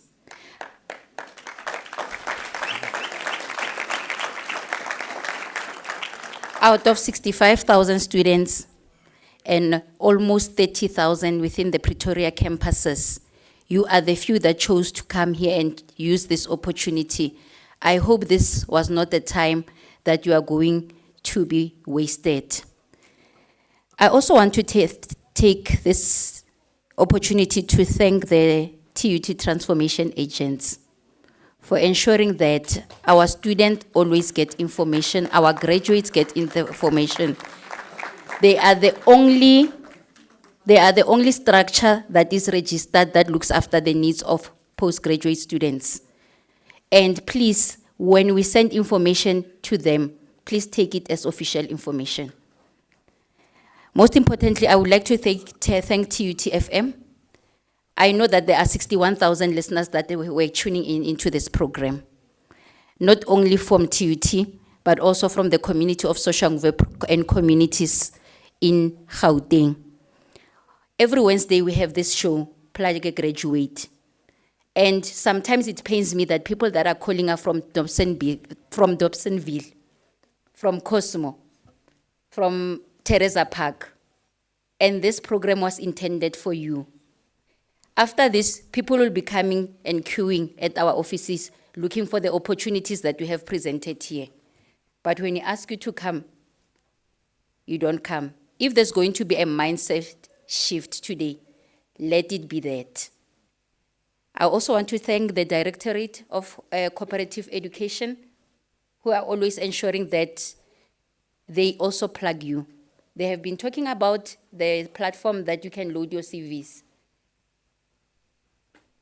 You know, we come with an opportunity. Ponto is the first person to actually offer us opportunities and employment at Nelson Mandela's Children's Hospital to say this is the opportunities that I have and I want to plug TUT graduates. She's the first one to respond with our first show. You are looking for jobs, but you don't apply.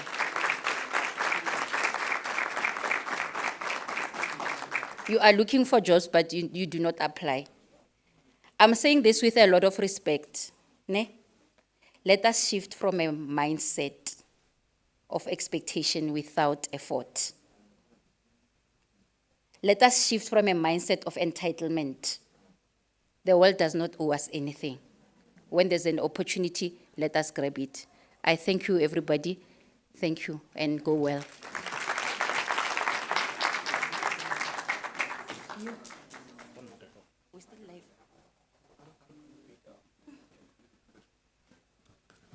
Thanks, Oshalati. You forgot my guy there. As Oshalati already mentioned, we do send through vacant posts. Our sponsor, Mr. Langale Balele, they send us these things each and every, almost on a weekly basis, we get posts that we post. I've got Tebiso Kokane, who's my social media officer. He posts these things on our Facebook pages, the TUT FM Facebook page. So if you need those opportunities, they will come. But then for now, we just decided yesterday that we're gonna create a WhatsApp channel that we're gonna market. So please kindly scan through that. And this is where the primary channel that we're gonna use to post jobs, and also to give you advices, and also to give you clips, and also to give you the links to YouTube, the links to job portals. Everything is going to be happening on that particular channel. So please do yourself a favor and then tune into that channel. I think you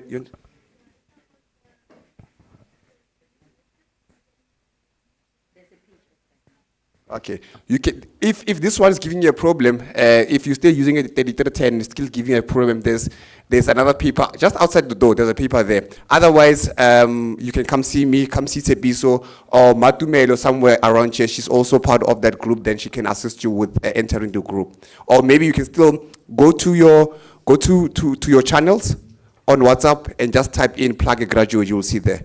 Guys, thank you very much. Refreshments are outside. You've been a great sport. Thank you very much to all our presenters. God bless.